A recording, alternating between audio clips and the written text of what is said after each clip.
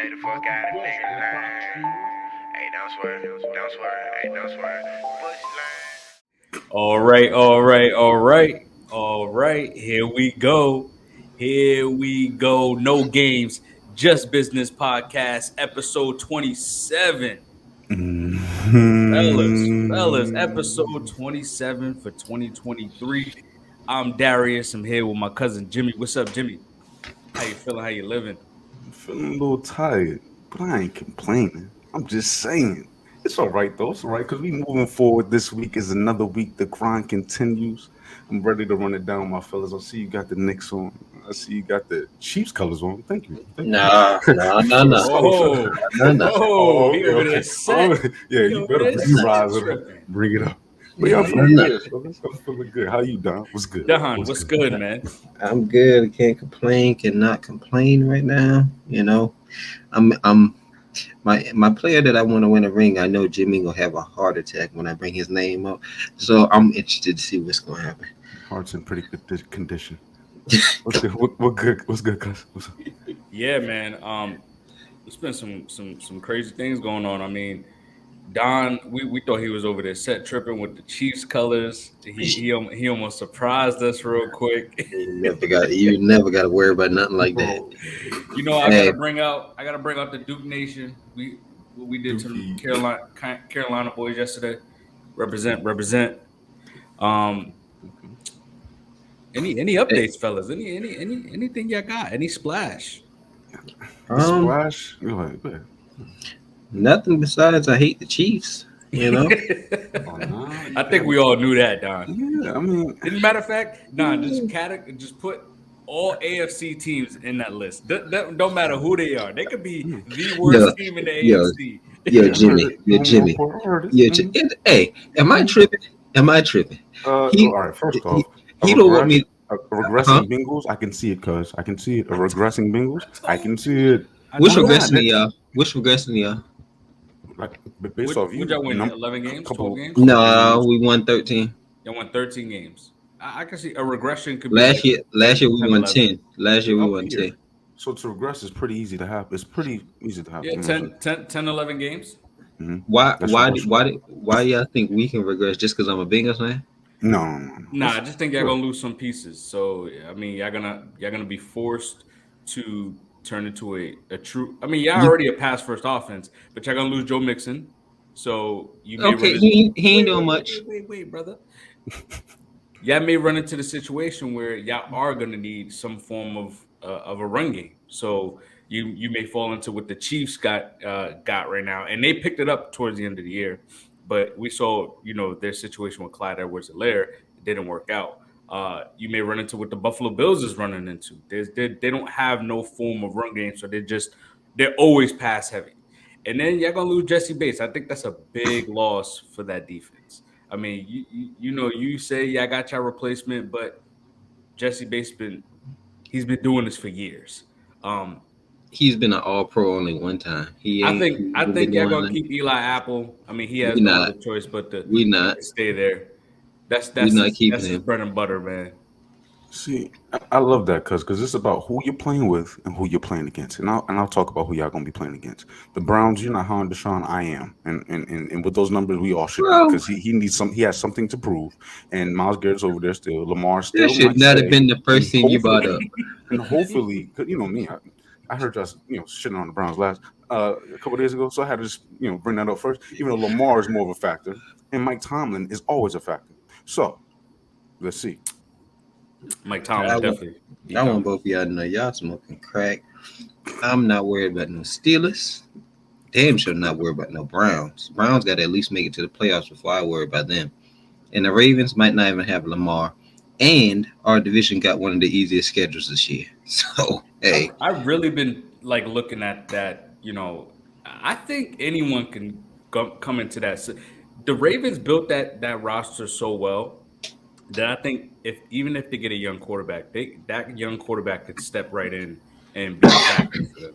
Only thing they have to do is get them another receiver, get them at least one or two receivers. But other than that, I mean, Gus Edwards, J.K. Dobbins, and I forgot the last running back that they use as like a kind of like a three-headed monster. And then they still got Kenyon Drake. I mean, he isn't what he was with Las Vegas and with the Cardinals, I would say. But I mean, he's solid for them. Uh, they You still got know, Mark Andrews. They still got a solid O line. I think a rookie quarterback would do better than what um, Huntley did in that system. there's I really want this to happen because you too high on these rookies just coming into the league and busting them like it's like you talk like the AFC North is sweet. That's like just you're a rookie, you can come in there and you can just start dominating. That ain't how that works. The Steelers do have a good defense. We do have a good defense. Say what you want about the Browns, they do got some pieces on the defensive side.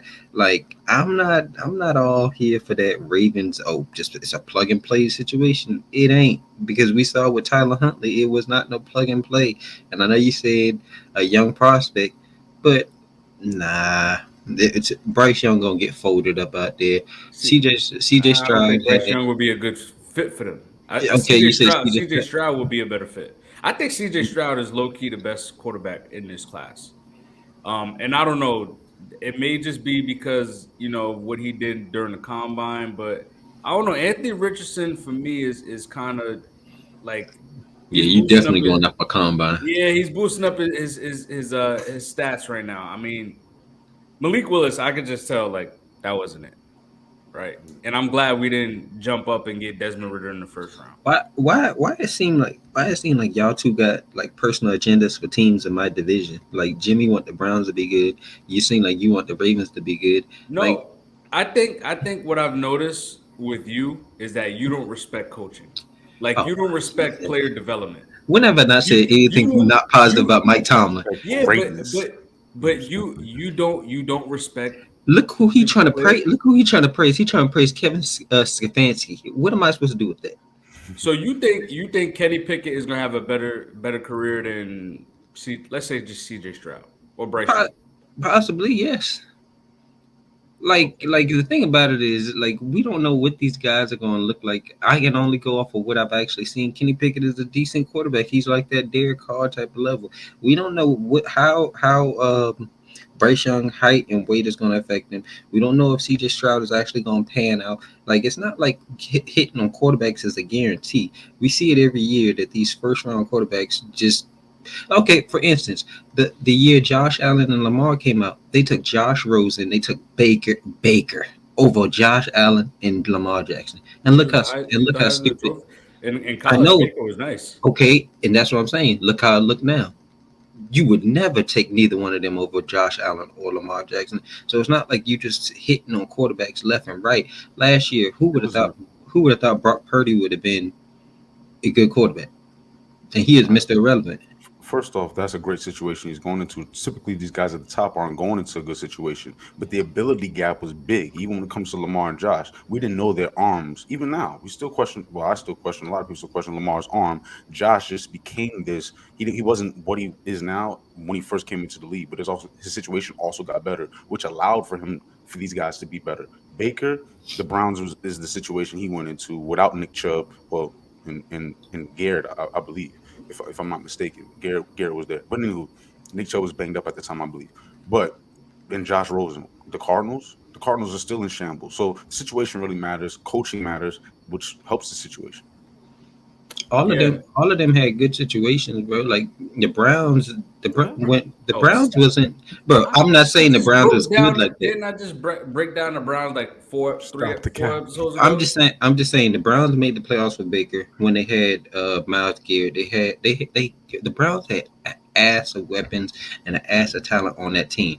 Just say Baker didn't execute, and let's not try to make it seem like it was the Browns. Like yes, it wasn't all sweet, but once they got Kevin Stefanski his first year, I believe they won like 12, 13 games. Like and Josh Rosen was just ass. That's the point of it all. He was ass.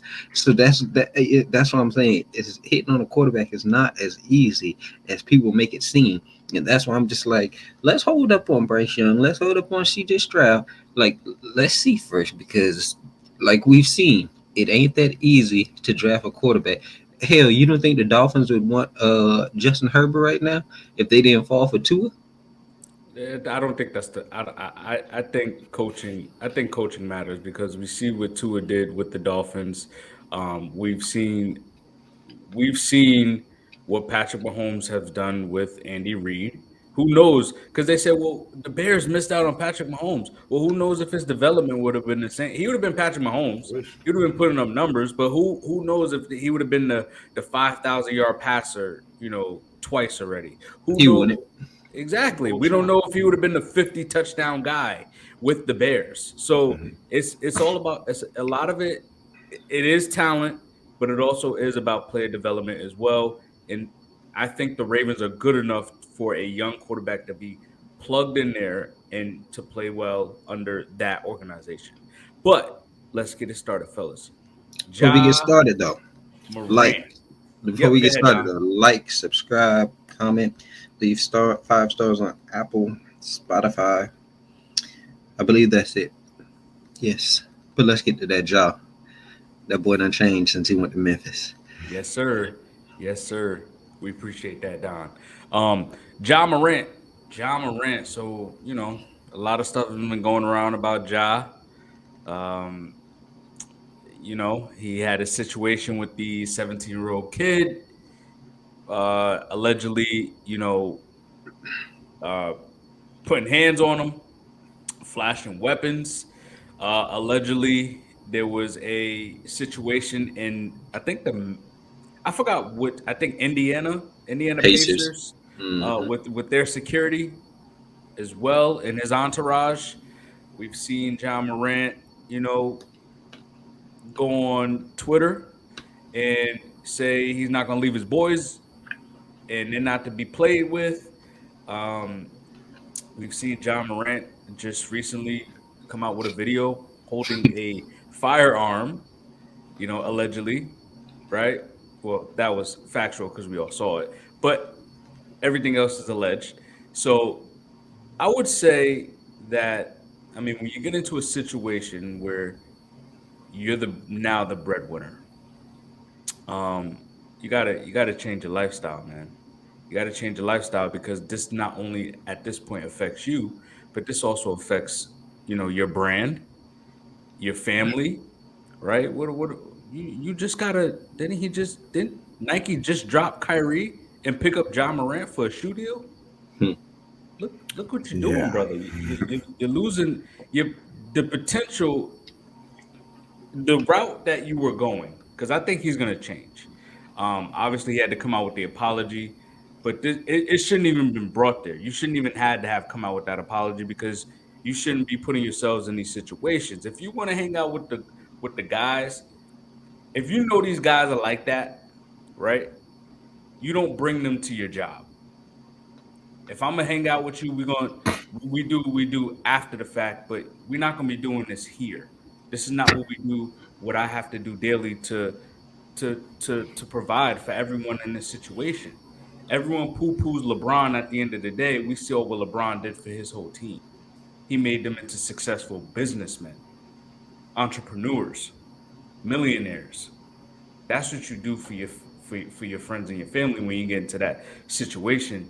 And when you make it, you can't go back to that lifestyle. You can't portray that lifestyle like you know like like you grew up in, right? You gotta change. You gotta elevate yourself, right? You gotta surround your people, and then also your friends shouldn't even be letting you do that. Be like, yo, what you doing? Your friends also gotta hold you accountable as well. Like, what you doing? You can't be doing this. You got a game to play in 2 days, or you gotta, the Grizzlies right now, they're in shambles. Ja is getting in trouble. I mean, God forbid, no one got arrested. That's the best thing going forward for him right now. No one got arrested. So and the only reason why the NBA stepped in is because they're like, all right, this we got to do something because we day after day there's something new that's coming out about him, and now they have to step in after they seen this video, and now they have to suspend him. They only suspended him for 2 games, so it's not horrible. Uh, but it just You know, he's only 20. Wait, he's 22, 23, 21, 23. 23. 23, 23. I mean, he's 23 years old. I mean, we get it. We get it. You know, we always 23 years old. So he'll grow. He has time to grow from this. And like I said, no legal, official legal issues. And hopefully this gets better for him, man. Yeah, I like what you said because the most important thing is betterment, growth. I believe when it comes to any situation, and not I don't necessarily feel like, again, like you said, no one was hurt, no one was well, allegedly no one was hurt. 17-year old, that's hearsay. When it comes to gun rights and things of that nature, this isn't really relevant because we're talking about culture and culture impacts. So I believe someone or something has led to guys feeling it's okay to flash guns without using guns. And what I was taught or what I've learned is if you're gonna flash one, use one. And when you're using one, it's for a good means, self, protection, and things of that nature, self defense, a situation that calls for it. A song in the club, singing, dancing, blah blah blah, flashing money, chains, guns. That's what it's been for a long time. And I believe the narrative can be changed, and it can start with influential beings like basketball players, football players, and yes, rappers. People, media personalities like ourselves too. Us speaking on this highlights the negative things about this and the positive things. The positive things is we can learn from the situation without someone getting hurt allegedly. So this conversation is good before something worse happens. I do want to say that I believe if this was someone else, the means of suspension wouldn't be in place. And for me, I would love leagues to be more consistent with the way they handle certain things. That's what I will say about the league. But I do believe something needed to be said or addressed because the timing of everything coming out, regardless if it was alleged or not, the live video in this era is gonna allow us to say you did that, and that, regardless if it was alleged, because we know this was true because we put our eyes on it. With that being said, I feel Ja also did hold himself or take some accountability and not denying it and standing 10 toes down on what we all seen and what has been going on. I think outside of that video has allowed him to say, and the people around him, the positive influences, because it's not just negative. There's some positive influences there. And I hear the media speaking on his father, and we can't associate anything negative with his father just because his son slipped up. We don't know what his father's saying behind the scenes. And it may seem like they're friends on the court, but I would love to be able to dap my father up and call him my friend. So I believe the backlash that the people in his circle are getting needs to be balanced as far as the critique. There are good people in his life. He wouldn't be able to get to where he's at without it. It takes a village to raise somebody. And then there's also negative influences. And you then pick and choose based off situation, person, and things like that, how you handle someone. And I believe him reflecting, looking in the mirror, and getting the help he needs, whatever that may be, is a positive step and what needs to be highlighted, as well as the negative stuff that could happen or can happen or did happen that could affect his money, his brand, his kids, like you were saying. What's up, Don? That's you got me when you said he said he was gonna get help. I was just like, how do you get help with just not picking up a gun? I'm not trying to make light of it, but it's just like it's not that hard. It's not that hard to pick up a gun. I don't even touch mine half the time, so I don't understand. But The hey, cultural influence, not I being agree. affected by it. Yeah. I agree. I mean, he young. I mean, I can understand back in the day. I did some dumb stuff. I followed up some dumb stuff, so I could understand it. But at the same time, it's like, bro, you a multi-millionaire. Why? Like, I just don't get it. I guess you could say, oh, he live in Memphis now, so he can always have a gun with him. Yeah, maybe so. But at the same time, that's what you hire security for. Bro, just now like almost a $200 contract, $200 million contract.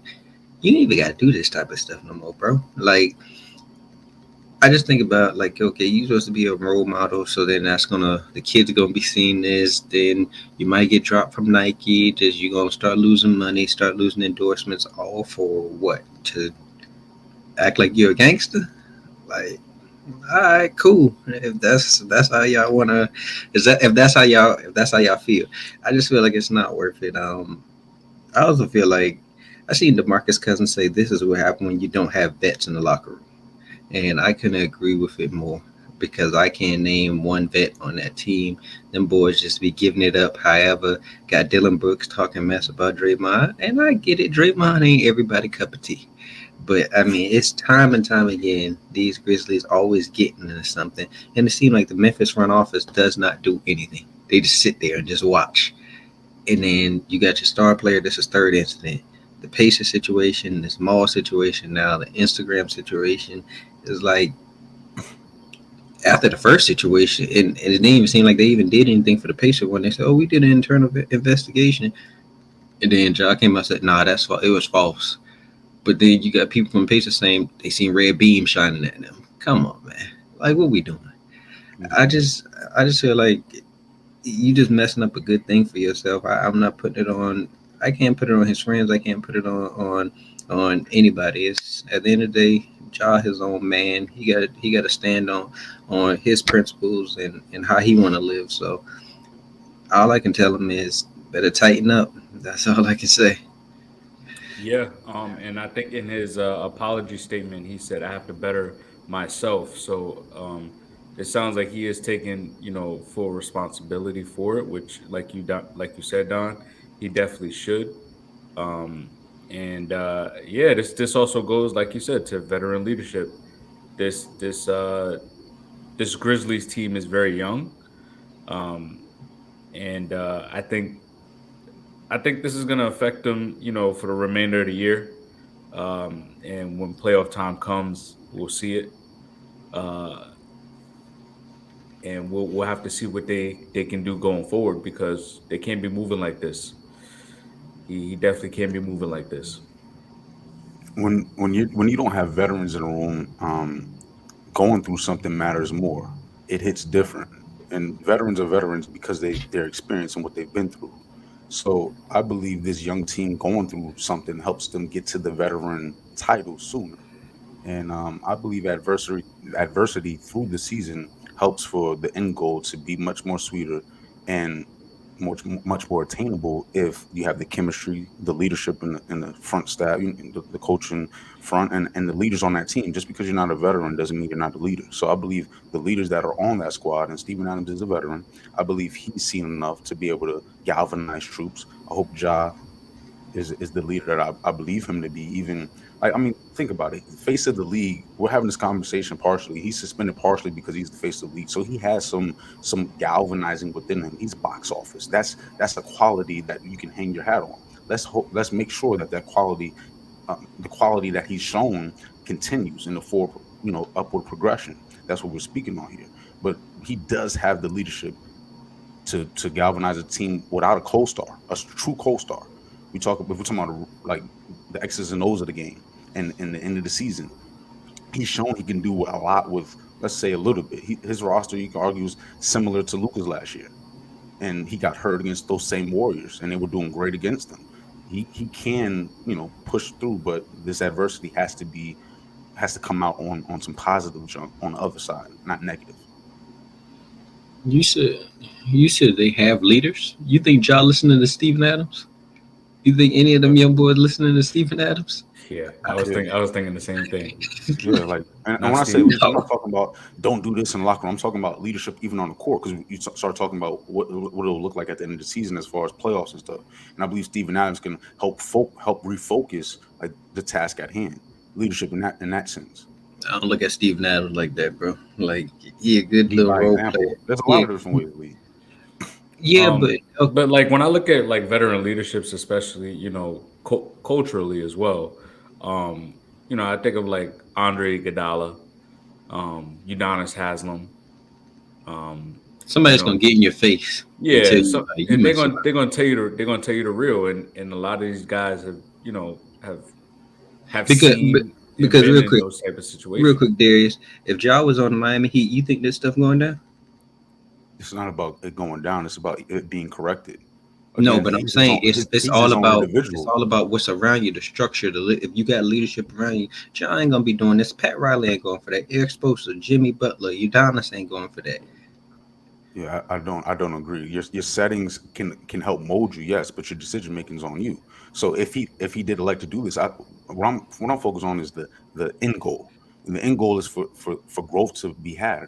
And I'm an optimistic person, so I'm not going to assume that men who've made it to this level, Steven Adams, who's been in this league for a long time, like as far as the simple things. Yes, you're talking about upper echelon, Iguodala, Udonis Haslam. That's the top 1% of leaders. There are other leaders within those, the rest of those percentages, and those leaders can help along with Ja, someone who is looking himself in the mirror, which is a leadership quality.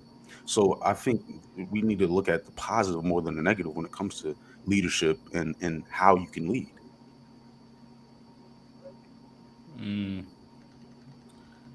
I think I'm with Don on this one. It's just that I think Ja is that is that team. Like he is the leader of the team. So if your leader is getting into these situations, no one's gonna be out there checking him. Like no one's gonna say something to Ja. He's gonna be like, yo, who you? Like Hey, you traded DeMar. Don't talk to me. yeah, Don't tell like me what I'm doing wrong. yeah, Wow. like I'm the guy, you know. Wow. While if you, with someone like That's a character with flaw to someone, me. I just don't see him like not being coachable or held accountable, or no one, no if one, someone did, you know what I'm no saying? one said he wasn't coachable or being held accountable. It's just that there's no true um there's Leader, no true like leadership outspoken present. person that you Yes. can see Like just that you just know. imagine if they had like someone like a Steven Jackson or like a Matt Barnes or like That's because a we see it though. We yeah, that's see them actively lead. There are a lot of people who don't actively lead on the camera. They might do it behind closed doors or by example. That is a form of leadership. It's just will it apply for you? Will it work for you? I I get mean, what y'all saying. I'm just saying I there's just don't other see ways who to lead. I just don't see who on that team can actually put Ja in check. To be honest with you, like at the end of the day, you gotta have that self acknowledgement to actually have respect for who talking to you. And Ja Why do we Young, assume that he don't though? That's what I'm I saying. mean, Like what this is third incident. You don't think somebody talked to him after the first incident? again, I can't assume that. Maybe hopefully they did. I don't know. But a lot of this is hearsay. The only thing that we know is the live. Like, that's a. Am I I wrong? mean, are we not going to say like Pacers employees are wrong because they said they seen red beams pointing at them? If it we actually just was we them, just we just we just again we have to say allegedly Allegedly. because Thank you. because it didn't come out as factual. So the only In thing we can say 2023. that was factual was that IG live and I'll he say was this: if what he there's was flashing and what the old people say, if there's smoke, there's fire. He allegedly did it, but he did it. allegedly. Allegedly. Right. I get Um, that. so Innocent until proven guilty. closing out. I think Ja realizes that he has to slow it down, and I feel like he'll take responsibility, switch it up, and continue to be the superstar, continue to rise as a superstar, Oh, and and change his lifestyle. And hopefully that because like you said, $200 million. I mean, you can't just there's not many. It's probably very very little. You know what? There's no jobs out there. You can go ahead and just go make $200 million. So, do you think, Ja, get it corrected, and we wish you a prosperous career. and one last thing in passing, Ja Morant is not the face of the league. What Oh we yeah, gonna he's definitely not the face. He's Giannis not. is the face of the league. But, right. And I didn't say he was. When you Luca, he's not the face of the league, but he's trying to be. Like there's these young guys are who is the face of the league? He's really LeBron James, honestly, Yeah, still it's Steph Yeah, Curry. LeBron. yeah, But definitely It's but LeBron. LeBron and Steph. but I'm talking about in the future. And I Ja don't has even think been it's still. considered hold on, Ja's been considered the AI of this era. And let's not forget AI was partially the face of the league back in the day. So that is it's not that he's there. He could be, and if he doesn't do right here, then he won't be. He'd have to win, and I don't see him. I don't see him winning. You still got Giannis. You still got Luka. I mean, Yeah, I've been Embiid. You still got Embiid. I mean, back then was a little bit different. AI came with a whole bunch of other stuff. Like he was a cultural icon. Ja ain't no cultural icon. Ja's just Ja. with him grittying and all the dances and stuff that He took that from not in the us. know. He I'm took not that in the from know, but us. yo, He yo, took I'm not in that the know. from I just got Jamar. TikTok, okay? He So took I that don't from know these Jamar signs. and I don't know these, Jettis. Come and on they're now. cultural difference makers as well. These people dancing in the end zone, they used to not be able to do that. That's the cultural impact. Like they doing the same things they do in elementary schools when they score a touchdown on a rec field is the same Yeah, thing they doing in the end zone. Stop it. yeah. It Cultural sound like impact. it sound like we're in agreement. Luka's a cultural impact? No. I Joel didn't say Embiid, that. I Jason didn't Tatum. say. Ja is. Come on But now. you also got to think about them. Them boys are winning. Actually, like Tatum Jason is winning. Tatum, Tatum is winning. he's folding in he folded in the postseason. He He didn't win. folded. They both have, yes, he had the most turnovers in Uh, playoff in let's go to the history. next. That's Let's a go fact. to the next Come on, say topic. it. And on that note, Say we it. will get to the next topic here. NBA players you want or wanted to see win a ring. Let me hear it, Don. What's good? Don, what you got? Man, I got that big old guy out there in Denver, 2-time MVP, about to be a 3-time MVP. I mean, bro, averaging a triple double, has got his team to the Western Conference Finals. But I will add, it was in the bubble. Uh, he ups his game. He ups his game in the playoffs. Like Jokic, I feel like if Jokic wins a title this year, people gonna start saying he's a top 15 player all time already because he's gonna have 3 MVPs. His numbers are going to be exceptional, and it looked like he's gonna average a triple double this year. Like I don't. Right now, Burr shooting 63% from the field. I, hey, I don't know. I don't know what else to say about this man besides you gotta appreciate. Ain't you say appreciate greatness? Appreciate that man. He don't have the sexiest game. He doesn't have the flashiest game, but he puts up the numbers. And as slow as you might think this man is, nobody can stop him. Literally, Brad does whatever he wants out there. I mean, I just like I said, if he won, it might be an argument of is he the best international player in the NBA right now, and that's over Giannis. I don't even think Embiid is better than him, so I'm not even gonna say his name, but that'd be over Giannis, over Luka.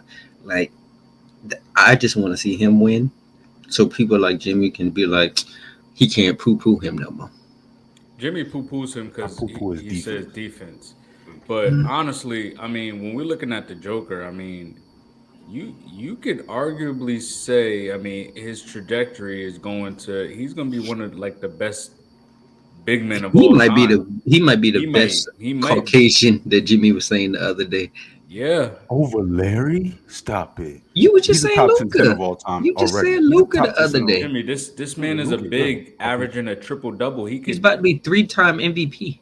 a 3-time MVP. No, yeah, I rather the first one because the big average and the triple double. I love that point. The 3 MVPs, you can miss me with that bull. We just had a whole conversation in the chat about the MVPs and how some of them are skewed and inflated and deflated and such. But I yes, the agree, but what Joker is a storyline top. is it this year? Say what? I'm sorry. I said, what storyline is it this year for him to get it? It's just straight up. This year, honestly, it just feel like straight up. It's just people balling. It ain't got no storyline attached to none of these names. It's just like they just going off of who playing the best. And I don't know anybody that's playing better than Jokic right now for the MVP. And so that's why I'm like, if he went, and on top of that, think about the road he'd have to win this title. He'd have to beat the Suns, the Clippers, the Kings, the however the West falls out. It's a good bit of teams that he'd have to face. And then if he gets to the finals, you got to face Boston or Milwaukee. Hey, that'd be the best. That'd be the best Caucasian ever. Just looking at his one ring. But just looking at his numbers, Jimmy, just look at his numbers. He's shooting 63% from the field. He's shooting just under 40% from the three. The league average, I believe, is like like 36. I'm or trying to like understand here. Are you saying the Joker with one championship is better than Larry Bird? Yeah, I could make an argument. didn't Larry play with like Bro, three other what? Hall of All Famers? all What are Hall you of talking Famers. about? All Hall of There was Famers. 4 Hall of Famers on that Larry Bird roster. Who on the Nuggets going to the Hall of Fame? All right, first off, Uh, first I off, don't. they I don't. went I to the don't know. Hall of Fame NBA. I don't know, because Don. they NBA because they is won. slightly a little Who? different. Who? I said I don't know, Don. NBA is slightly a little different. Shoot, Oh, but still, Jamal who Murray won might there? fuck around and I get know, in man. there, but I I don't know know about him. if they win like 2 rings. If Okay, yeah, yeah. If him they and won Jamal more win than one, two rings. yeah. If he win more than one, that's because my thing is. Besides, I think Drew Holiday has a good chance to get into the Hall of Fame. But just like Giannis, who on that team? Like I don't know if Chris Middleton is a lock to get into there. Like so that's why I feel like Jamal Murray is like it's just Jamal Murray. Yeah, like I definitely take a lot of like that's why when we were about to do our duels, I don't got them because I'm not a huge fan of Jamal Murray, but that's just me. Oh my, okay. I'm glad we got this cleared up before Yeah, Wednesday yeah, comes. yeah, yeah. The reason Luca is I deem him as potentially the best Caucasian of all time is because his ability to me is superior than the Joker.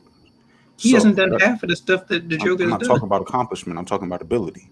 And as far as what they've done, they both are good, not great. Greatness comes with postseason success, deep into the postseason, talking about championships. So the Joker is one of the greatest, based off of ability, centers of all time, top 10 in my mind, because he's one of the most skillful players of all time. Yes, this is praise for the Joker.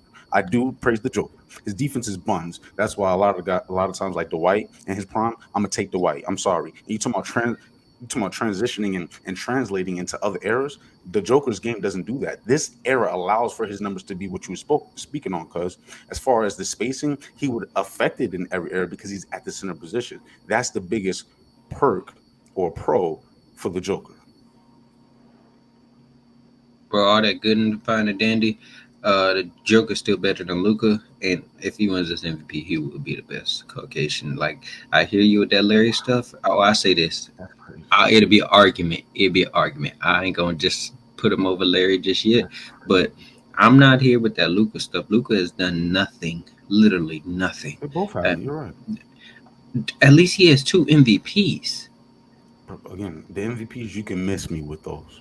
Steve So what? Nash. Oh, let me. Like Okay, seriously. I'm not with that argument because if you ask me, would people want to see Luca have the MVP or the Joker? I don't care what people. I don't care. I don't speak for the masses. I speak for me. And, What and the would you masses is rather? what's What messing would up you the rather? league. What would you rather? I'd rather Joel Because Embiid. it sounds like you're. last year. That's what I'm saying. No, I'm saying Luca or the Joker. Because it seems like you're higher on Luca than you is the Joker. All time. This year, obviously, there's the Joker. And with Kyrie coming there, if Luca picks it up, even if Luca picks it up, it's going to look better for the Joker. But I'm not arguing for Luca for MVP. I'm arguing Greek Freak. I'm not Greek Freak this year, but Joel Embiid this year. I don't even know how you can argue for Joel Embiid. All right, you just said that Luca and the Joker don't do nothing in the playoffs, and I don't know a bigger choke artist than him besides James Harden. Right, but I'm not preaching for James Harden. I'm talking about Joel No, Embiid. I'm saying that's what I'm saying. I don't know a bigger choke artist other than Joel Embiid, other than Harden. They're both on the same team, and they both do nothing but lose when the playoffs come. Joel Embiid. Yes, bro has never been to Eastern Conference Finals. He has not got But at least he actually shows up. Joel actually shows up in the playoffs. But So does the Joker. he's just limited because he's a And he he's a hasn't won. true interior big. The Joker shows up too, And he hasn't won Oh, nothing, yeah. just like Joel. but he's made to the Western Conference Finals before. Like you said, in the bubble. I even don't credit our bubble championship like that. It's off this Charmin.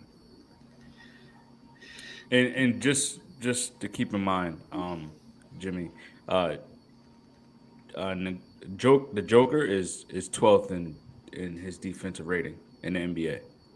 I That think that's defense more of a system. sound like some defense there. I think that's for me personally. Coaching can allow for players' defense to be better. Steph Curry, I go to tour all the time. He led the league in steals a year.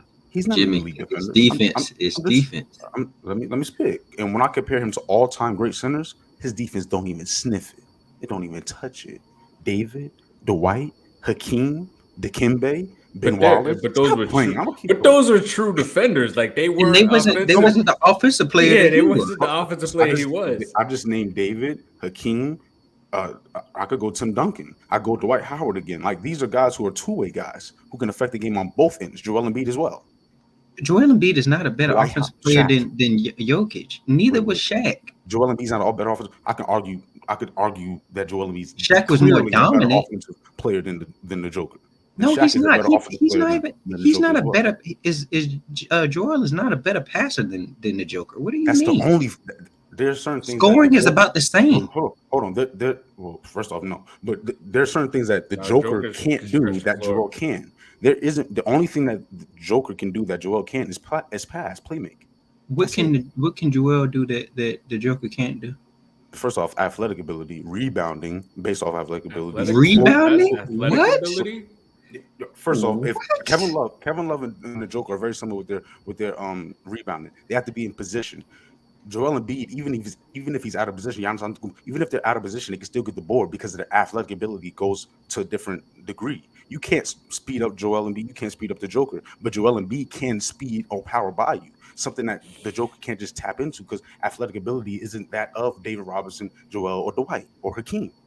Bro, what does that matter if he gets his buckets and does what he want to do? Like, I don't care how fast a player is or how slow he is. I really don't care. Like, as long as you're being productive, that's all that matters. I don't really care if he can't zoom by this guy or he can even that should give him more praise. Bro is going slow motion out there and still busting people's ass. I say Joker's interior Offense. like his repertoire of interior moves are better than Joel's. Sheesh. Damn. I think he's a better 3-point shooter too. Oh yeah, he can stretch the floor. I disagree too. Joel Embiid be hitting threes to win the game. Look up them numbers. I know in this era you can't help but not see the numbers, and Joel Embiid got numbers to match them. The fact of the matter is, Joel Embiid ain't touching Jokic. He ain't like. I'm not saying Joel is sorry, but brother's a 2-time MVP. Bro, Jokic don't even have the talent around him like Joel Embiid does, and he got his team in the number 1 seed. Now Joel Embiid has more talent than the Joker, but before with Ben Simmons, you could argue the opposite. Joel Embiid was the last year. Jamal No, Murray. I'm saying last year. Murray Last can year hand the he ball. had James Harden still too. I said just now, like recent history. And James Harden, you know how I feel about him in the postseason. Jamal Murray's been better in the postseason. You could argue more recent history than James Harden. Bubble. But you could Bubble. again. But you can hand the ball to Jamal Murray and say go to work. You can't hand the ball to Ben Simmons and say take us home. And then coaching, Doc Rivers is not on Bruh's level. You don't think Doc Rivers is on the same level as Malone? No, stop it. What is this? 0-8? It just sounds like excuses getting made for Joel. By the way, 1 ring, yeah, with KG and them boys. It just sounds like you making he excuses hasn't for done why anything Joel else. hasn't been successful. It's not excuses. These are facts. James Harden is a bust in the postseason. Ben Simmons is what now? Doc Rivers has been what since the Celtics? Doc Rivers is still a top 10 coach in this league, bro. And I will argue my man Malone is top 5. Okay. All right. all right, Jimmy, who you got? I got how ironic. I got Luka Duka for the Caucasian race because in order for it to truly start, for him to get the baton, he needs to win something because greatness is what we're chasing. And Luka is not yet great. His ability is, but his resume is not. So I got Luka in another wing. Even though Luka's a tweener, point guard, wing, really point guard in this era, I got Jason Tatum and Jaylen Brown. Either or, because for me, I love an elite tandem. You see Jordan and Pippen and D Wade and Bron and these great wings of all time, what Paul George and Kawhi was supposed to be. Well, I hope these two are able to do it. They should be around for a long time, and if they're able to do it, it's going to be another level. For me, it's the durability of Jalen, and it's the mindset of Jason. I believe Jalen is actually underrated, and Tatum is a little bit overrated because of the two things I just mentioned. Jalen got that go-get-it factor. He got more of the Mamba natural mentality, and I love to see it. And the skill set gets better and better and better. And I just love the progression of this man, Jaylen Brown. Jason Tatum He has the natural born gifts. He has that the wiggle at the top, the Paul George effect, the Ingram effect, the mid range assassin. But I need that mindset to be more like an assassin, the assassin's mentality. I need it. I want to see it. Yeah, as far as I like that. I like that. Tatum is an assassin. Nah, Jalen Brown's more of that. He Yeah. gives that athletic, two way because he came out as a defender out of college and he just elevated his game offensively. Jason Tatum already had that it factor as far as offensive scoring ability, but it's that clutch factor that I think Jalen Brown is a little bit more clutch than Tatum. Oh, But I okay. think their issue, like Jimmie brought up earlier, was last year. I mean, the turnovers were ridiculous. Oh my goodness, I never seen anything like it. And if they Come on, the fix that, finals. yeah, that was Oh, horrible. postseason, man. Yeah, actually, all postseason. Jimmy, right? Yeah, that was crazy. So if they fix that, I mean, I would love to see them.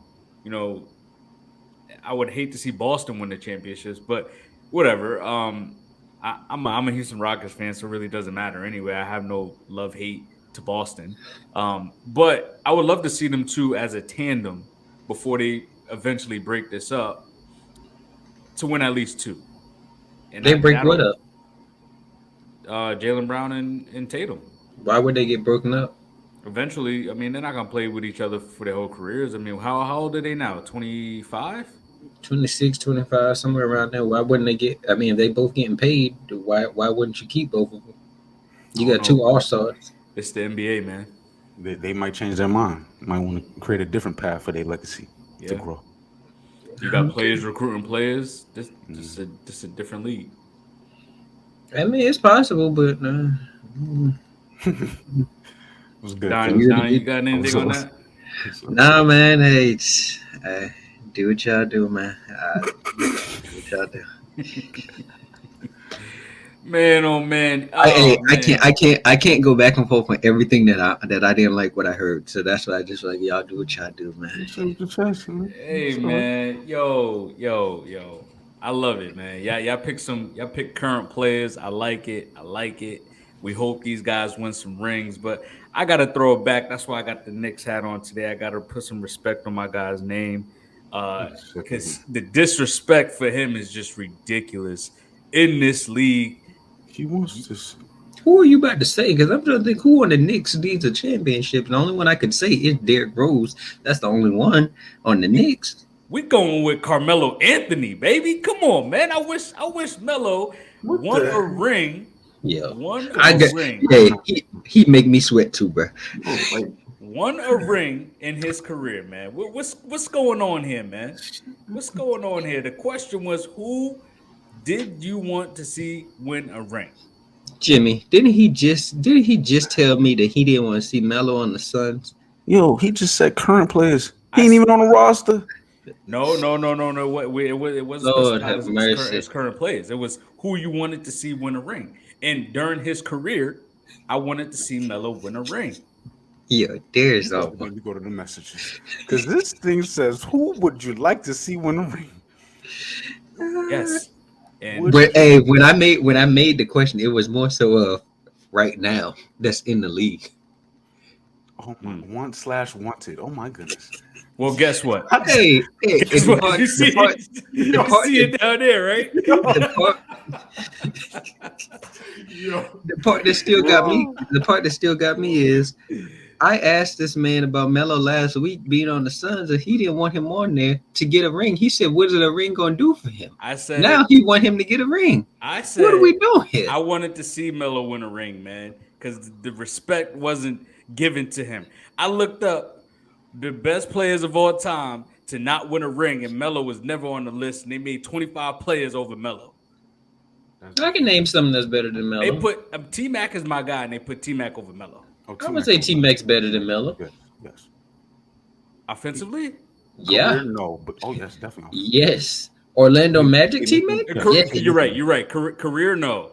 But as a talent, yes. If T-Mac had a full, 18-year career that, Melo had, Yes. You're correct. But come on, man.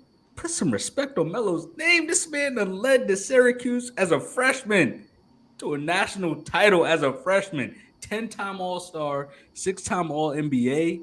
He has a scoring title. He was named to the NBA All-75 team. We cannot deny that Melo's offensive game was elite. Like we're talking about elite. This guy can. He has a soft shooting touch. He can shoot the three. He can pull up. He can stop and pop. He can back you down and shoot the fadeaway. Shoot in his prime, he'll dunk on your head.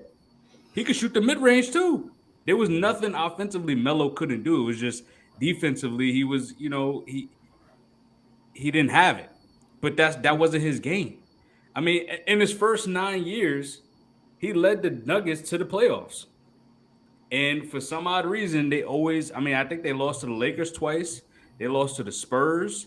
Um, I mean, we can't forget when Utah was actually really good with Carlos Boozer, Deron Williams, when he was one of the, him and Chris Paul was damn near the two best point guards in the league at that time. Right, Andre Kirilenko was on that team, so the Jazz was nice. These are teams that he was running into with his roster. Don't get me wrong. Offensively, they was one of the best teams in the league during his time in Denver. But he couldn't. That was the issue. He couldn't overcome the talent in the West. Honestly, I wish he had that.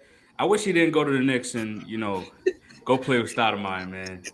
That I knew it was a bad move at that time, man. He should have went. He should have took that Bosh spot. Because honestly, I think if he did go to the Heat, he would at least have one ring with them. I'm not saying that's all they was gonna win. I'm not saying they were gonna win the two or they were gonna go to the what they go to 3 straight or was it 4? Not 1, not 2. Nah, they went to 4. They went to 4 straight, right? Not 5. Yeah. So I'm not saying they would have went to all 4 straight like they did before, but at least he would have had his one ring with at least LeBron and Wade. And I think Wade would have stepped up more defensively, and Melo would have been that number 2 option on the scoring end. And then they still had other pieces to play defense. LeBron was still a good 2-way player, and they had other pieces on that team like Chris Anderson and Shane Battier. Yeah, so they still had a solid roster. Or he could have went to go play with D Rose in the Bulls. Remember, that was it. It was the Knicks, the Bulls, and the Heat. That was the 3 spots he was supposed to go to. So, I mean, I wish Melo had the opportunity to win a ring. I mean, he had it. He chose the money. I know, and that's why I'm mad at him, man. That's why I'm mad at him. But he had his little stint with OKC where he had to come off the bench and humble himself a little bit. Then he had his short stint with the Trailblazers. He made a couple he had a few big shots, especially during that bubble run. Portland was playing very well. And I mean, at least at 39 years old, 38, 39, like Don said, he should go to the Suns. I just want the minutes to be meaningful. Like the lowest he's averaged in his career is just under 14 points. So if Melo could still give me that push to 14 points, play 20 to 25 minutes, and be a contributor, I don't mind it. Obviously, it's with the Suns, so I mean the team itself is overpowered. I mean, boys looking nice. Yeah, like it's just cheating. It's like you put KD with a bunch of other stars, it's cheating. That's just like him with the Warriors. It's no one can match up with them. And because he's with the Lakers and they wasn't on nothing. Who was with the Lakers? Melo. No, I said KD. I said you put KD on with other stars, it's cheating. Yeah. So I mean, at the end of the day, no matter what Melo does now, if Melo goes to the Suns now, it's not gonna boost his career to get it. He's already a Hall of Famer. If he wins a ring with another team, and but he's just limited because he can't play defense, and he's just gonna be just an offensive threat. So honestly, I don't think the ring is really going to matter at this point. just because his career is he basically finished. He's 39 Yeah, years old. He's that's just what I was trying fighting. to tell He's you. just fighting to get a ring. But I want his ring to be meaningful. You just So got an unrealistic expectation because I mean it doesn't matter. It don't matter what team he went to. Like any of these contenders, Melo isn't gonna be one of the guys. He's just gonna be like a little piece that they plugged in for like a little scoring punch off the bench. So either way, his ring isn't gonna be meaningful, as you say. It's just gonna be no, like, oh no. yeah, Melo was on that team too. It says down here, NBA player you wanted to see a ring. It says down here that boy be switching up. Yeah.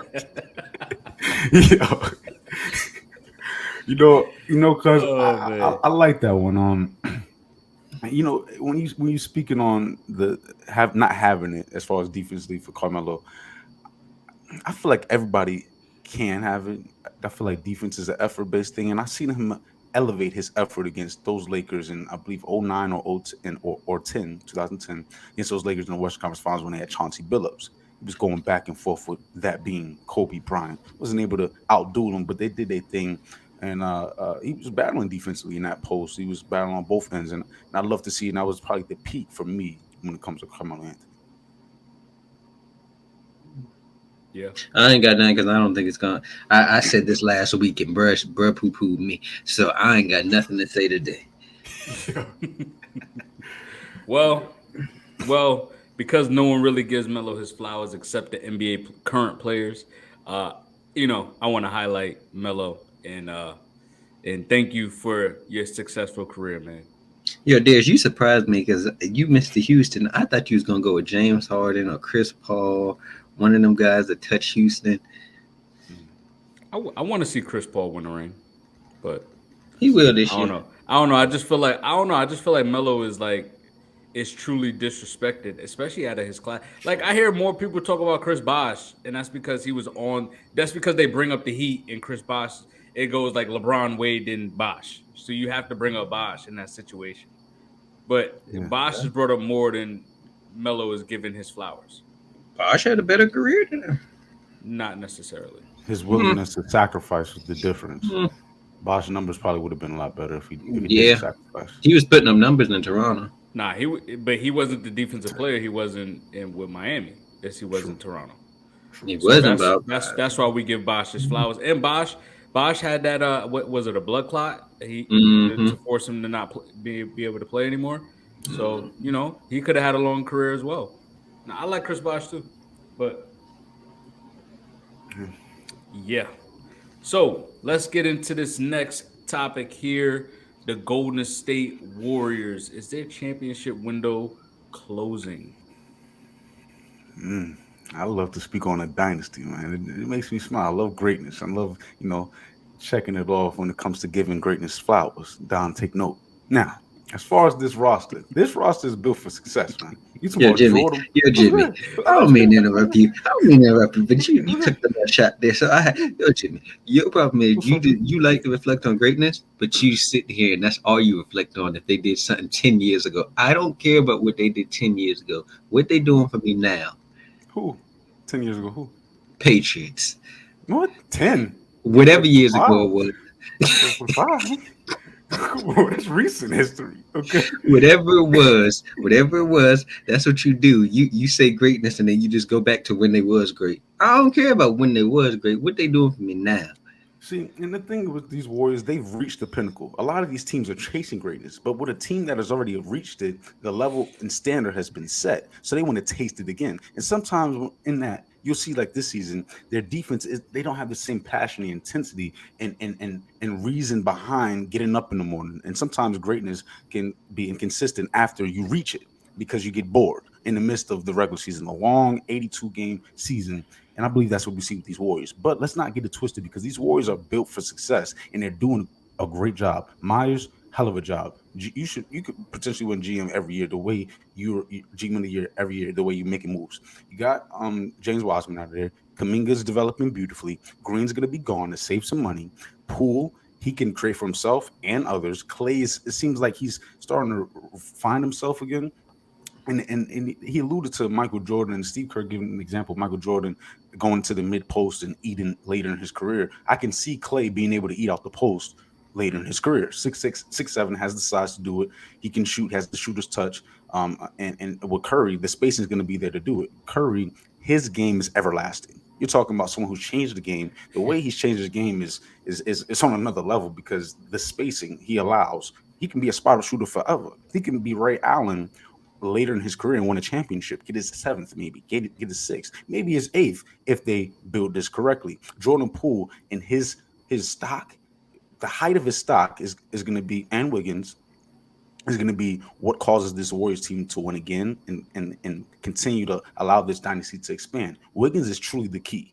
He's the Iguodala. He's the Harrison Barnes. They've always needed someone to fill that role, and he's doing it perfectly. You're talking about potentially, well, last year matching Luka Doncic in the series for one game, maybe two. If you could get that out of him in 2 games, a borderline star, all-star, this dynasty will continue. Yeah, I think for the big 3, it's closing because, like you said, Draymond. I mean, you come into the season, you got the Draymond contract. He wants his contract. You got the Jordan Poole drama. Honestly, Draymond can walk next year. He has a player option. Will he? I doubt it. But also Clay's contract ends next year as well. Clay's last year of his contract ends next year. So eventually Draymond's going to leave. You hope Jordan Poole continues to be the offensive threat that he is. It's just his efficiency isn't as high as it was the previous year. But like you said, I like that Wiggins is the X factor because he's a two-way player. Like he's not going to put up 25 points, but he'll get you 8. He'll give you 15 to 18 points a game, and he'll also play defense.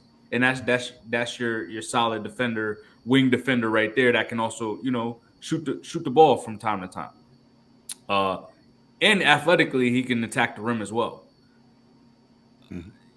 You hope this team definitely needs a big.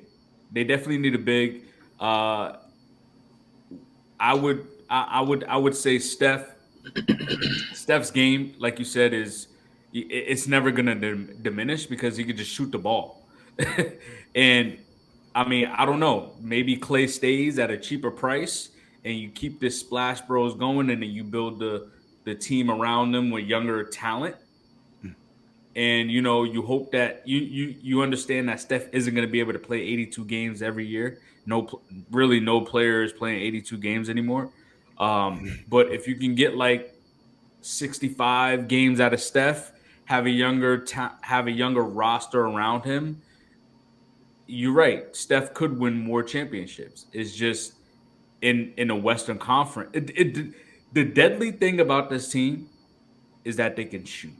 So if they're down by 20, they can easily come back from a 20-point deficit and be up by 15, right? So if you keep that going, this team can definitely win more championships. And I can see Steph winning at least one more before his career ends. At least one. As the guy? As the guy. Steph is always going to be the guy.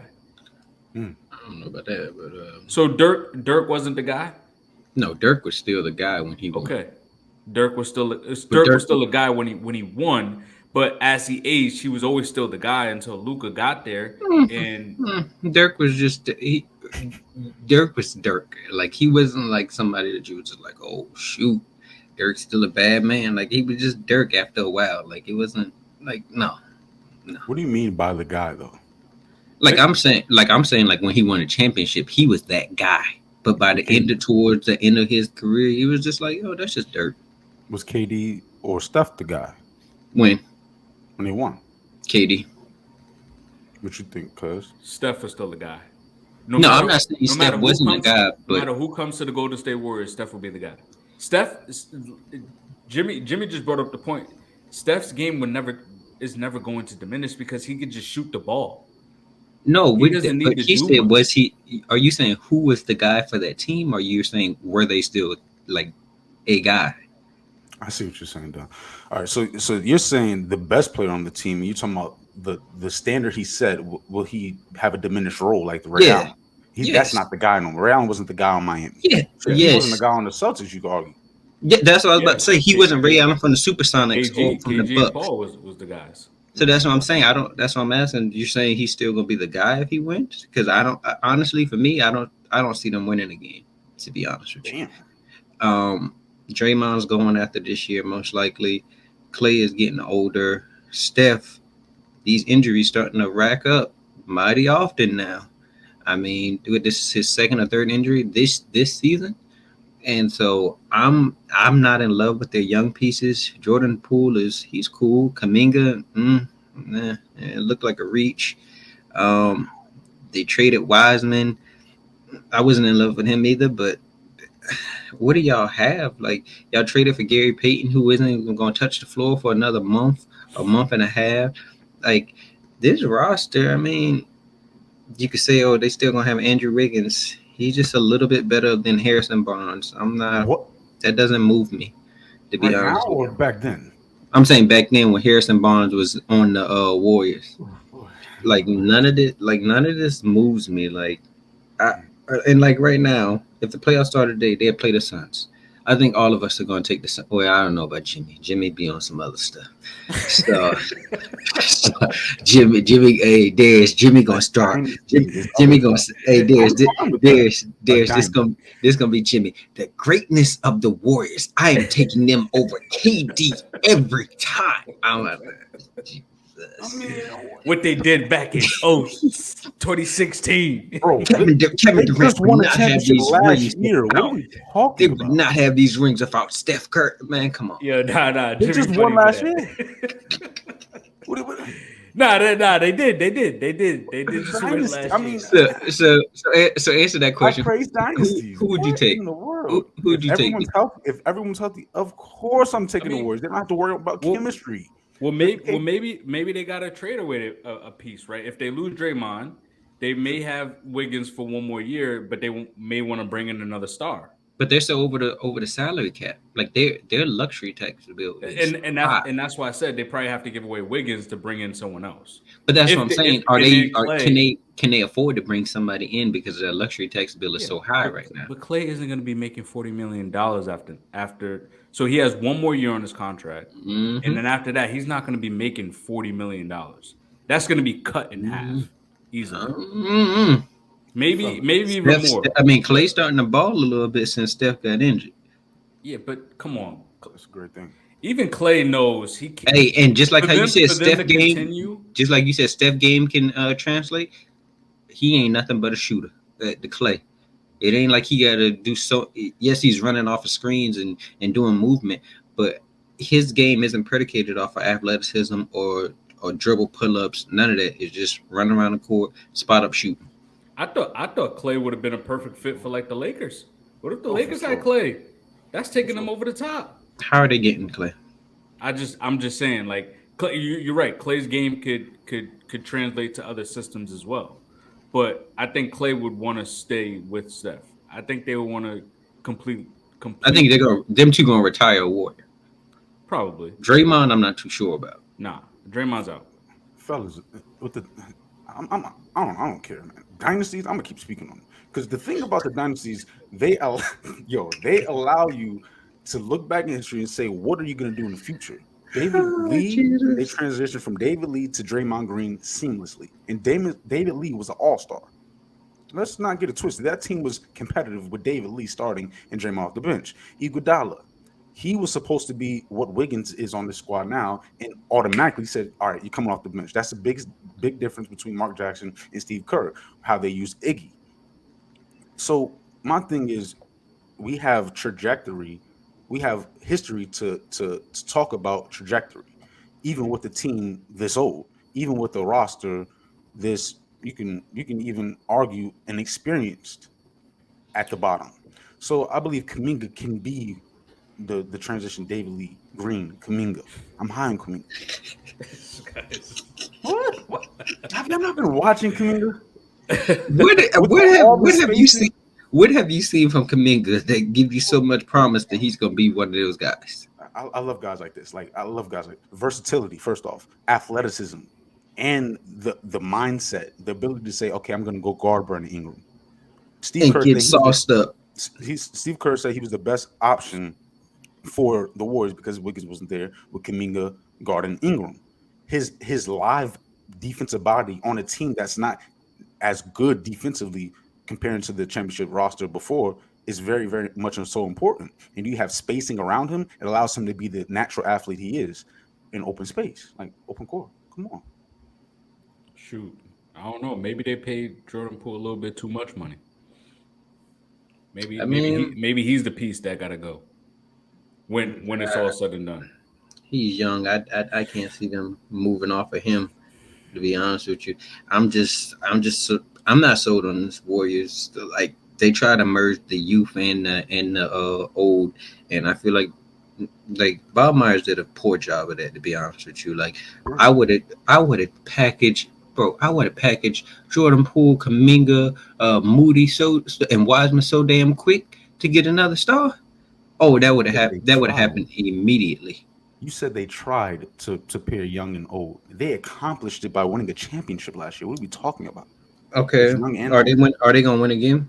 That's not the point, bro. See, we can't just gloss over a point of greatness, a point of achievement. They achieved it with a young and old roster that you just poo-pooed, that you just highlighted. They already did it. You talking about some tried? They did.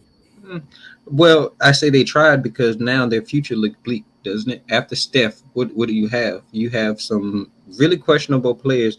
Jordan Poole is nothing but a chucker. Kuminga, I'm not sold on him. Like I said, like Moody barely plays, and then they traded Wiseman for a bag of chips. What are we doing here, man? Tyler Hero or Jordan Poole? I'm taking Tyler. As I say, I'm taking Tyler Hero. Oh my gosh! Hey, and tell Mike to come back. Tell Mike to come back on here with that RJ Beard over Tyler Hero stuff again, because RJ Beard is not that guy. RJ's balling. Yeah, balling for the Knicks. He not touching Tyler Hero right now. I'm taking RJ Beard over Tyler Hero defensively too.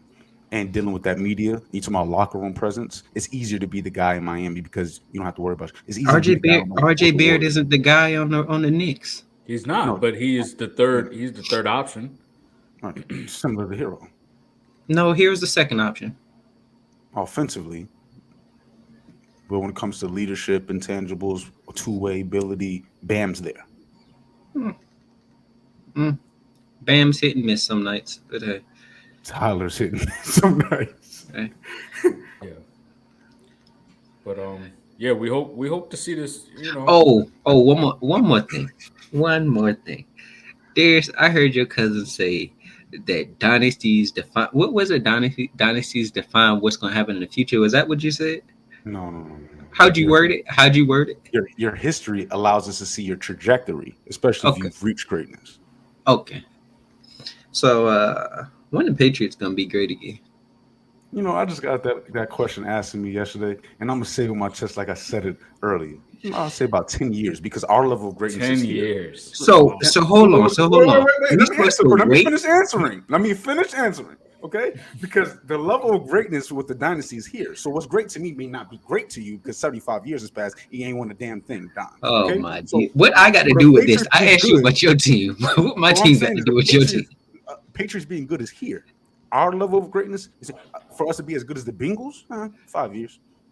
Your level of greatness, but your level of greatness doesn't come with championships. Our level of greatness does. We're not going to reach our level of greatness. In 5 years, y'all going to be as good. In 5 years, y'all going to be as good as us. Yes. Bro, yes. Bill Belichick is washed. I don't know if I need to tell you that he washed. The Bengals organization have anything great associated with it. We got Joe Burrow. We got Joe Burrow and Jamar Chase. Y'all don't have not one A list A chip prospect over there. And 5 years ago, what was y'all roster? Andy Dalton. Okay. But y'all still got Mac Jones. He ain't touching Joe Burrow's shoelace. I know. In I 5 noticed years, that Don doesn't like two things, right? He doesn't like Here he coaching, go. and he Here don't like he old. go. He don't like old Oh my players. Jesus! Oh, What coaching? What coaching I don't like? He don't like coaches, and he don't like old players, man. What coaches I don't like? Bill Just Belichick, saying. Big Bill. How don't you like the Is food? if he to go, what has he done for me lately? Bro. I was on watching this podcast the other day. They said, yo, that allure of Bill Belichick is starting to come down some because he just misses every year on draft prospects after draft prospects. GM Bill See- Belichick. You're right. Hey, This is Greg that's Bill Popovich. Belichick. That's Bill Belichick. What has Greg done without Tim, Tony, Manu? Hey, I can't say nothing. But Get DeJounte Murray paid. That's a fact. Yo, I like but that. all I say is Patriots. I ain't trying to hear about what they did in the past. That's going to define that they're going to be great in the future. They will not. They're going to be probably the sorriest team in a division if Derek Carr goes to the Jets. Oh my God. This man, Derek Carr is his boy right now, man. No, you just a hater. Yo, I'm not a hater. I Yo, just want him to Jimmie, come to the Saints. Jimmie, look at him. There he go. They're gonna hate. But he talk about me. He talk about me and my objectives. He got an objective to get Derek Carr to the Saints and what Ryan Tannehill to the Bucks, I believe. Ryan Tannehill to the Bucks. Yeah, I did. Hey, Jimmie. The thing about it is he's saying that, but then they still would be better than the Falcons, even if they did have those two quarterbacks. With Deion say, we coming. We coming. They would still be better than y'all. They would still be better, What bro. happened to New Orleans love? What happened? He ain't got it no more. No. Get them out of here, man. Get them out of here. I bet if his boy Baker went there, he'd love him again. Baker staying. You know what? Baker staying in LA. Baker staying in LA, man. He should. That'll be good for his career. The best thing. I mean, it ain't gonna change nothing. Still ain't Now gonna that win. we're talking about this quarterback play here, let's get into this Aaron bleeping Rodgers topic. Is Aaron Rodgers worth the headache? Is he worth the headache? And you know what? For me, if I'm the Jets or what other teams really wanted? Raiders. The Dolphins, I heard. Nah, they said it's the Jets over retirement. Yeah, because the Raiders said that they're out. They said they want a young quarterback, and You know Panthers also out. If I'm any other organization, I've been said that they should have got rid of Rodgers. Even after the MVP season, even before the MVP season, both of them, I said, get rid of Rodgers. Because right now he has that organization by the leash right now. He controls everything. It's like, are you gonna be in today, Aaron? Like it's like everything is like they have to like bow down to his feet, and it's just like I hate that wishy-washy shit that they had to deal with Brett Favre. Yeah, I'm gonna retire this year. Oh no, I'm gonna come back and play. Yeah, I'm gonna retire this year. Darius. You know what it is? You ever had somebody in your life where you gotta tiptoe around what you say to them because you know they all sensitive, so you can't say how you really feel? Yeah. That's what it seemed like with them. Like they tiptoeing around, not hurting Aaron Rodgers' feelings. Nah. Aaron Rodgers gonna hurt their feelings. That's what it is. He gonna be like, "What you gonna do without me?" And they're gonna be like, "Yeah, yes, Rodgers. what you need, Rodgers?" And I don't know. The GM sound like they kind of done with him. Bro, they said that when they first got Matt LaFleur, like, "Oh, Rodgers, you better clean it up. You better act right." They told him you better act right with this new head coach, and you saw he didn't even buy into the system the first year. I mean, he doesn't take responsibility as far as the failures that the Green Bay Packers have had. If I'm any other team, why would I give up draft capital for a guy for 1 year? I mean, if I'm the Jets, right, I'm gonna have to give up future picks. They said his value is maybe a first and like a couple of day 2 picks. So that's like second and third round picks right there. Why am I going to give up draft capital? I got a very young roster just to go get Rodgers for 1 year. If it doesn't pan out, now I'm back in the hunt for another quarterback. And now I get into the situation of the Indianapolis Colts. And I don't want to do that. No. So why would I go out and get him? And then I got to deal with the headache. If he didn't buy in to the system with Matt LaFleur the first year, what makes you think he's going to come into my organization and just match well with my head coach that I already got, Robert Saleh, or buy into our culture that we're building here within the organization. Why would I take that chance? And then I got to deal with, oh yeah, I'm gonna retire this year, I'm gonna retire next year. I don't know, and it's just that wishy washiness that I just don't want to deal with. So you know what? You guys keep them. You deal with it, and I hope the best for the Green Bay Packers. That's how I look at it. If I'm in the organization, I'm not touching. Um, I say this: is Rodgers worth the hassle? Hell to the no. I mean, especially speaking of the teams that it's either the Jets or retirement because I mean the GM saying all options are on the table. Like it doesn't sound like they want Rodgers back, and they said they're not going to be kissing the ring of Rodgers anymore. So I'm just, the one ring. So I'm just like, I mean, look at the numbers he put up last year. He only threw for 3,600 yards. He threw 12 interceptions. That was his highest since 08. And then he's 39. Like Darius said, how many more years you got of him? You saw Brady played till he was 40, right? Or something like that? 45. Yeah, 45, And so 45. And so I'm just, you know, a lot of people be It's like, Jimmie with an IE, just saying. Because I just seen it. oh, my bad. Hey, normally I was typing fast. I got your name as Jimmie with an IE on it, but let me change that right quickly for you. Yeah. Hey, the son, no hate over here. I just appreciate greatness. Maybe too much. Sorry. But I honestly, I don't think he's worth the hassle. To be honest with you, like me personally, I'm about to buy into Darius' little narrative that I hate AFC teams. But if he goes to the Jets, what does that? What are we doing? Like I don't think that. I don't think they're better than the Chiefs, the Bengals, the Bills, Baltimore. If Lamar's there, probably would still take the Steelers. Probably still take the Dolphins. Who else we got out there? Jags. Like I just feel like too many people are trying to hype up this Aaron Rodgers to the Jets, and it's, you know what it's giving me? It's giving me Denver Broncos with Russell Wilson. And Telling you, Don hates old people.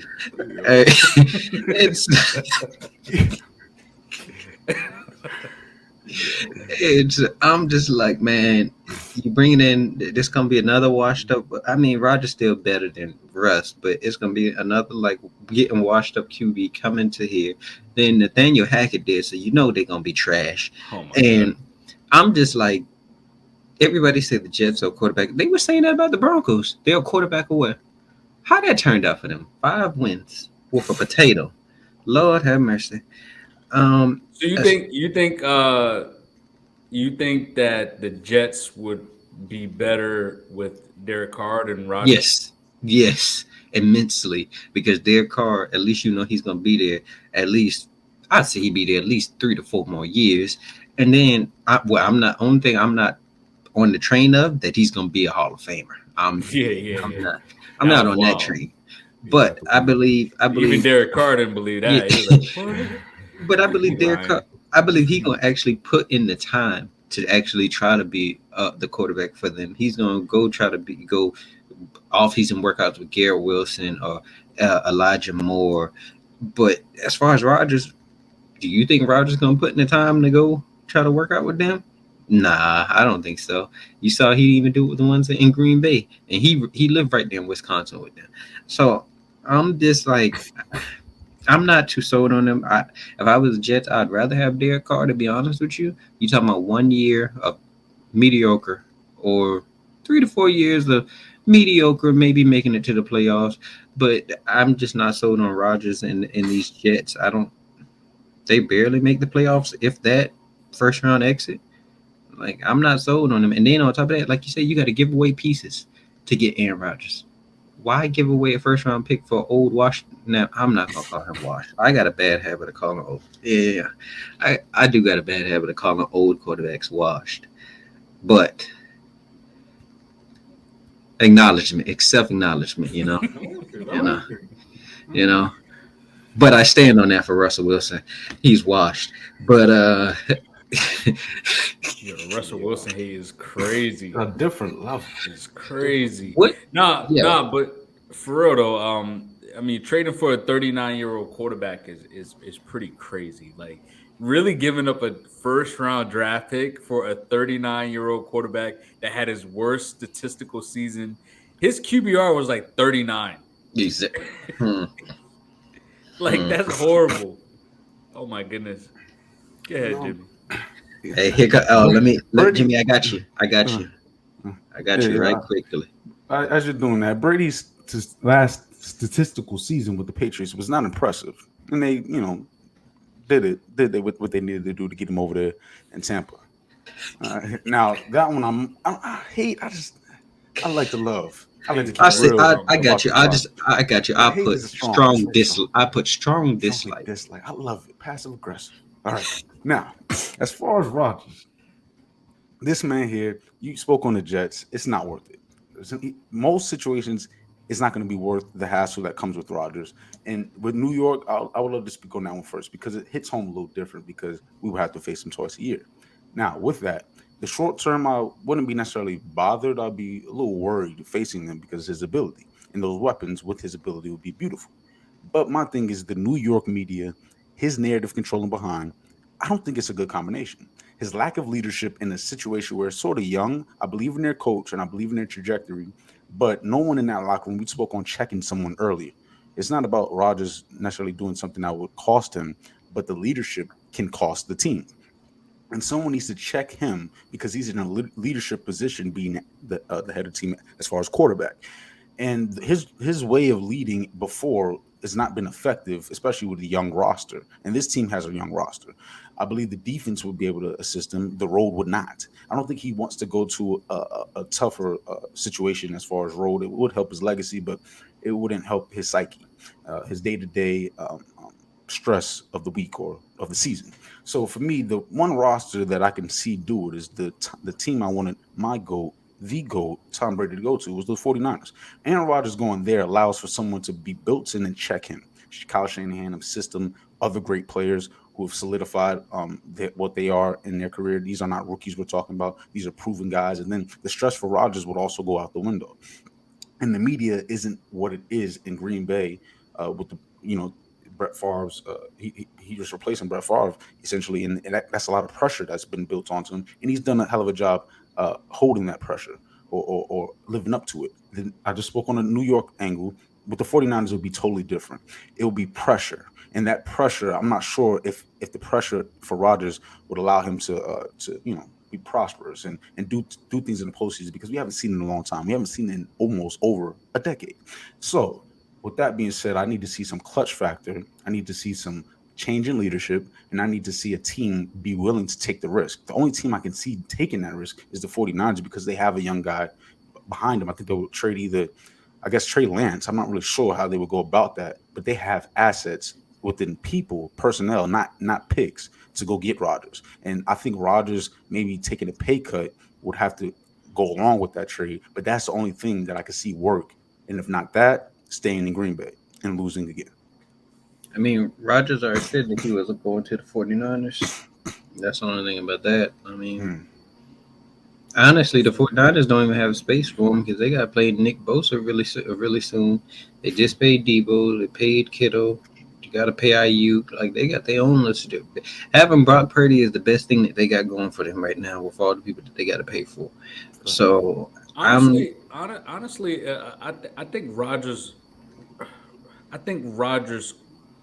could be a solid quarterback for a contending roster.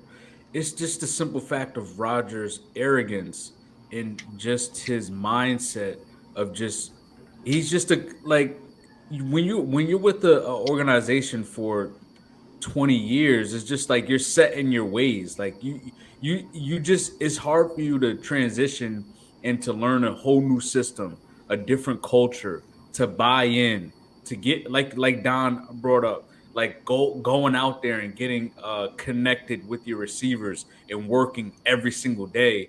when I know this. I live in Green Bay. I know the system. I'm making $50 million. I mean, what? I don't have to go to OTAs. I don't have to like. I can. I know what days I can miss practice. I know there's gray areas on when I don't really have to be there every day. So it's. I think it's just him. I think it's him personally that Mhm. is the issue.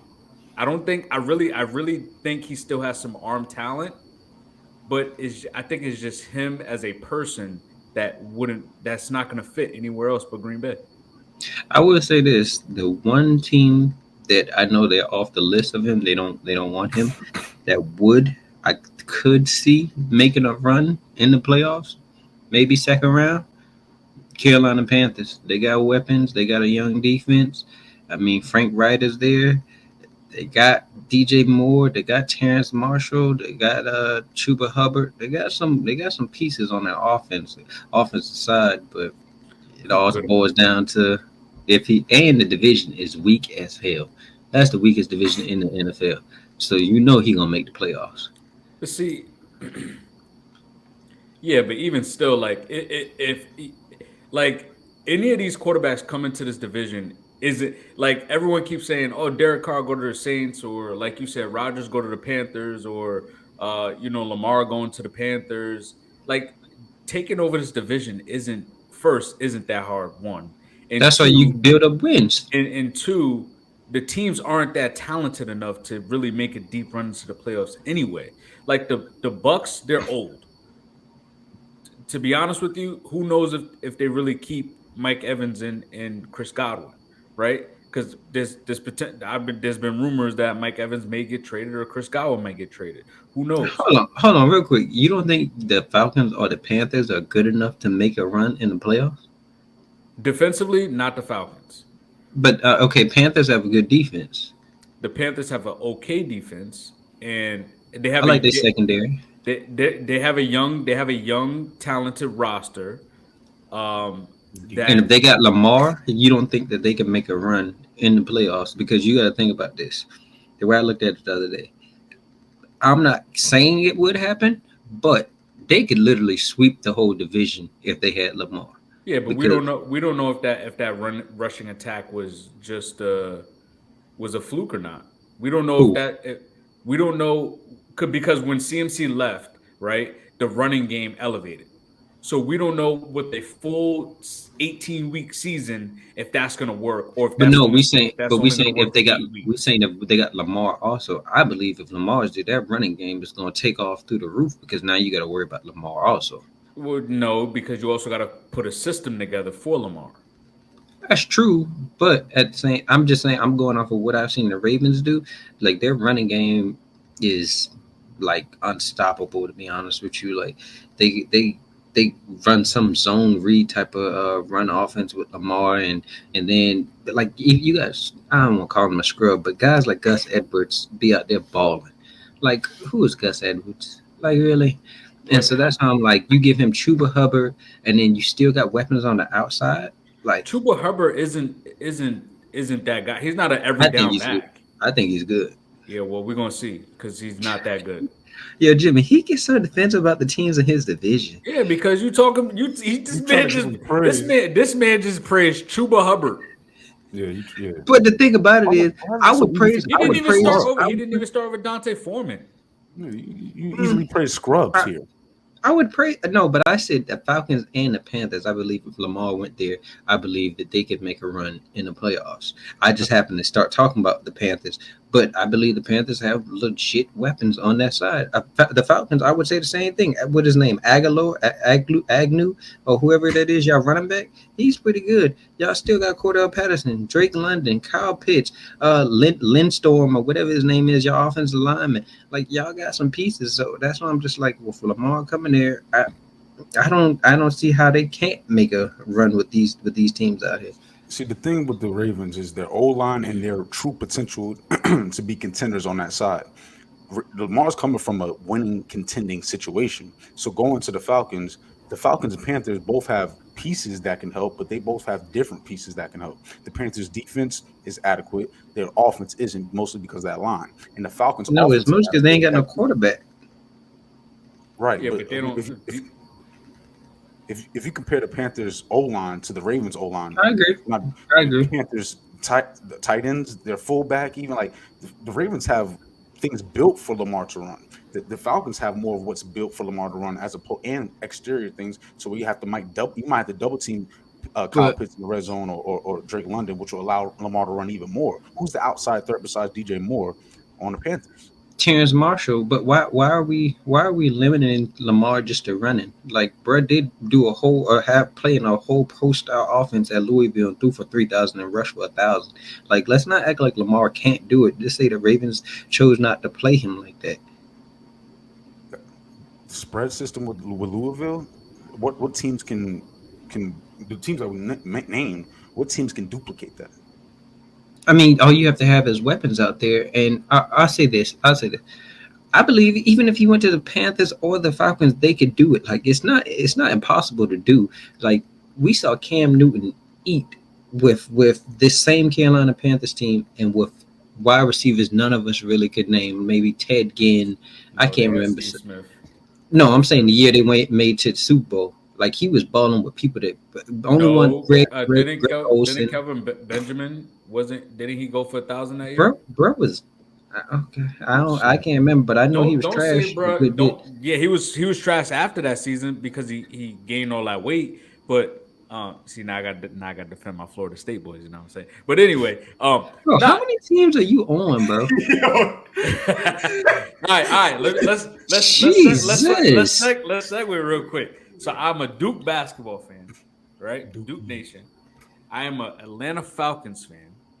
I'm a New York Yankees fan for baseball. I am a Houston Rockets fan, and I am a Florida State football fan. Bro, how do you get that? How do you get that many teams in so many different locations? I'm first of all, I grew up in Connecticut, so it's pretty generic. I can like any team I like, any team I want. I'm not a homer. I don't have a home state team, and I'm not. And the only thing I can really defend is UConn girls. Anytime the UConn girls is in there, I'm like, go ahead, do your thing. You know what I'm saying, Gio? We this is what we do. But other than that, I mean, I can like any team I want, so I'm okay. You just got passed around through all the states, huh? Jesus. Yeah, we go. We in different locations, man. Different locations. Bro, been to And Houston, you know what? Atlanta. But you can't. But you know what? No one can poo me because I go for the rosters. All my teams are like they haven't really done much. So Yankees haven't done much. besides the Yankees and Duke. Duke hasn't. Oh, I've okay. seen already 2 Duke championships. So I'm happy. So, but other than that, all my other teams ain't really there. You So, ain't lying, because those two on, on your right shoulder. I saw Oh, I my. saw Florida State. I saw a Florida State national championship. Nah. See, Them two teams he got on. now Them you see teams why he got on I his gotta right defend shoulder. New Orleans. James Yeah. Winston's out there, man. You got to, huh? Yeah. Okay.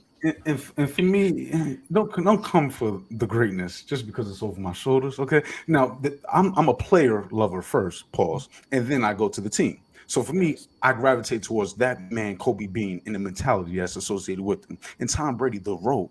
Oh boy, the road. You talking about a guy who was projected to be nothing, and then Bill Belichick makes something out of nothing. I love it. It's a mentality thing with these squads that makes me say I gotta rep them forever. Oh my Jesus. Oh Jesus. Oh Jesus. Okay. Anywho, Okay. And I think I was just say I think I done said why I'm a Bengals and Miami Heat fan, so I'm just gonna leave it there. so let's get into this last topic here. 32 teams in 10 weeks.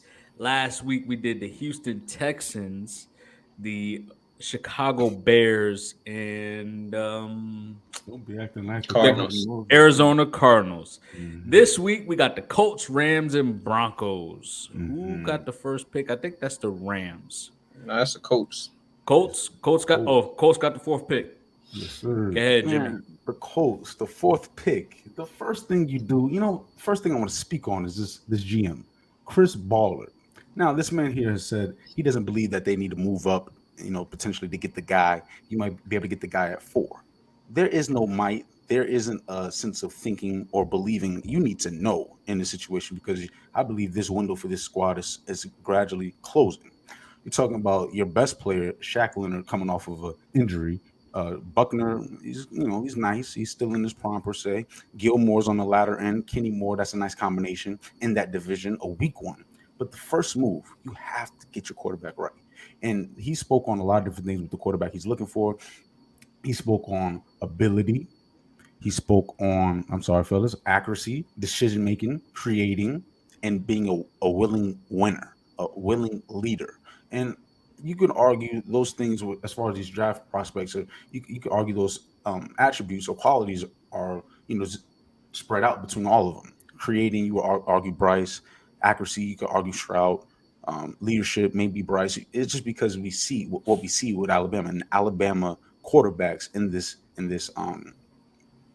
era in the league today. I highlighted it on Wednesday Rumor Report. Alabama's quarterbacks are proven to be nice or to be starters in this league. So Bryce, that's the attractive thing there. But I believe Stroud more so fits what they're looking for. You talking about Quentin Nelson, their best player on offense in my mind, Jonathan Taylor, and Pittman. If you can allow this quarterback to hand the ball off, whatever quarterback you select to hand the ball off, I believe it'll bode well for this team in this division, especially. But I believe you go from pick 4 to pick 1 because the Texans are looking for someone, and we don't know who. And I like the fact that the GM allows us to be in limbo as far as we don't know what they're going to do. You want to leave some type of room for maneuvering when it comes to the top because you don't want to just let everybody know what's up. But you can do that if you go get number one. You dictate the pace. You dictate where your franchise goes, and I believe that's what you should do because your franchise hasn't done anything since a top guy like Andrew Luck and Peyton Manning. Go get your guy, evaluate talent, and make it shake because you have a core that can do something. Defense in this division, especially the Jaguars, is the biggest hurdle. And you said it with the Titans. Yeah, I both did. Ryan Tannehill and the situation there. Especially if they're keeping them, it is over with for those Titans. Derrick Henry, he's on the latter half. There's a lot of different ways you can beat the Titans. If you're talking about the Texans, allow them. This is a division rival here, so allow them to have the second pick, and you can go ahead and jump them and be aggressive here. And I believe your mindset with defense should be very similar.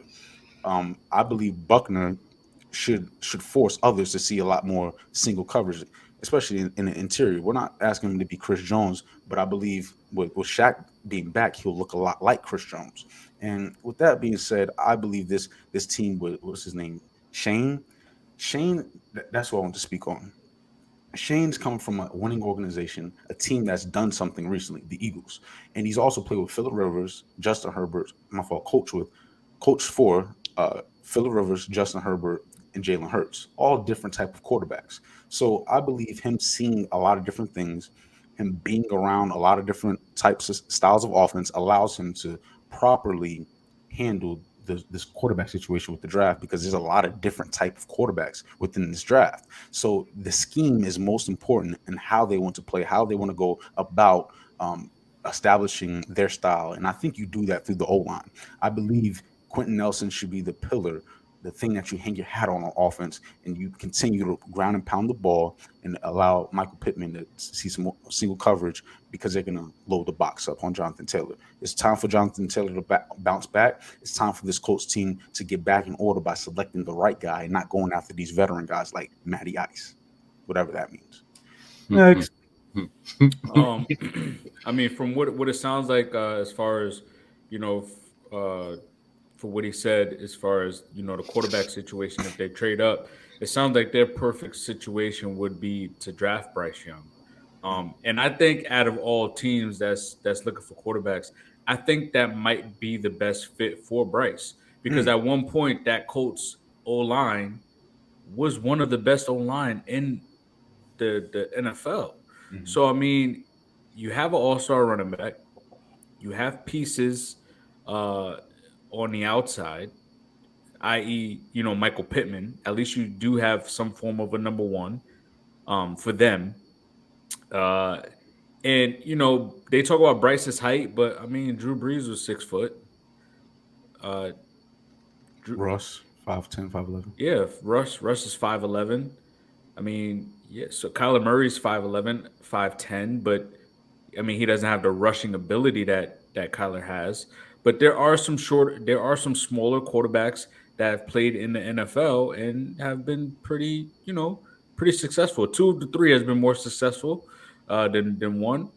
But I mean, I think Bryce would be a perfect fit for that organization. Um, mm, um, Yo, Jimmy, let me ask you a question. I asked Darius. I know you've seen it, but in 2 years, if the Texans and Colts get C.J. Stroud and Bryce Young, could there be a world where Trevor Lawrence is the third best quarterback in that division? No, because I trust in Dougie P that much. These coaches are just not proven enough for me to say Dougie P with that talent isn't going to do something. And Dougie P did a lot with less talent at the quarterback position. Jesus, Bro, Trevor Lawrence, besides, bro, I ain't say like, nothing bad about him. no. You Poo-poo I is said crazy. nothing. I said It's nothing. crazy. I It's said crazy. nothing. I He said lit- nothing. First of all, did it earlier in this episode? Didn't you just say that you're not high on any of these quarterbacks? Then you come with that nigga nonsense. There we go. You come with the nigga No, nonsense. it's not nigga nonsense. That might just mean that I'm not high on Trevor Lawrence either. How Which would is you- pooping on. That's a backhanded That's compliment crazy. right there. That's That's crazy. two things can be true. That's Sheesh. crazy. I think he's straight. I'm just not as high on him as y'all Were is. you not impressed this Hey, year with the Jags? I mean, they was cool. I mean, shit. Hey, honestly, how much impressive stuff could I be impressed with when y'all only got into the playoffs because the Titans were inadequate in order to win? How Like, did you the Jaguars they won 3 games the year before. yes, but I'm saying that one they wouldn't even been in the playoffs if the Tannehill got injured. They decided to trade away AJ Brown. Like They the were in the Titans. playoff hunt, and that's an accomplishment in and of itself. That's all cool and fine and dandy. I don't really care about none of that. I'm just sitting here saying why they made it to the playoffs is because the Titans like literally failed this whole season by trading AJ Brown. Tannehill constantly getting injured. Offensive linemen getting injured left and right. All line was trash actually. The Ravens would have made the playoffs if they had Lamar Jackson. They made the playoffs. Oh, sorry. They would have. They may have went further with Lamar Jackson. It's possible. Yeah. So we can't. I don't think so. I don't think so because they played us. But I don't think so. We're not doing what it could have, should have. I'm not. I'm just going off of this is my analysis. I'm not that high on them. Just like y'all like to say my Bengals are gonna regress. I don't think Jags are like that. It's fine. Hey, I'm not trying to make y'all realize that the Bengals gonna be whooping everybody ass. I'm not here to say that the Bengals whooped both of y'all team ass last year. I'm not here to say that. All I'm sitting here saying is I don't care that the Bengals beat us, and we beat the brakes off of y'all. We have one of the worst pass defenses in the league. Hey, you guys are one of the best passing offenses in the league. I'm not big on that. How did we start bringing up the Bengals?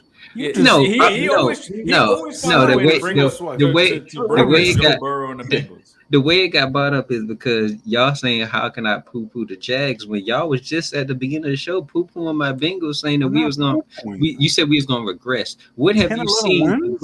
What have you seen to say that we're gonna regress? Nothing. We constantly get better. We have Joe Burrow. Like I don't care about you said Jesse Bates. Really? He ain't affecting us like that. He really ain't. You said Joe Mixon. He said Jesse Bates isn't affecting him like that. But he had like 12 to 15 pass breakups and how many interceptions? He had like 3 or 4 interceptions. But okay. I think he only had like 1 or 2 this year. Okay. But I mean, like you said, Joe Mixon. All of us have agreed that Joe Mixon has lost a step, and that you could easily find another running back in the draft. Could you not to do the same exact stuff? Donna, it's cool. But yeah, we gonna regress. What y'all two need to do is worry about y'all teams making the playoffs. Before y'all start talking about Super Bowl contenders up out here. I'm talking about 75-year contention. That's what we're talking about. That's what y'all need to do. Worry about Darius, especially you, because I don't know if the Jimmie team at least got a little shot to make the playoffs. I ain't too sure about y'all.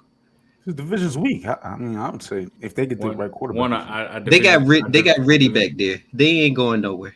Our division is weak, and also Are y'all making the playoffs? We have money to spend.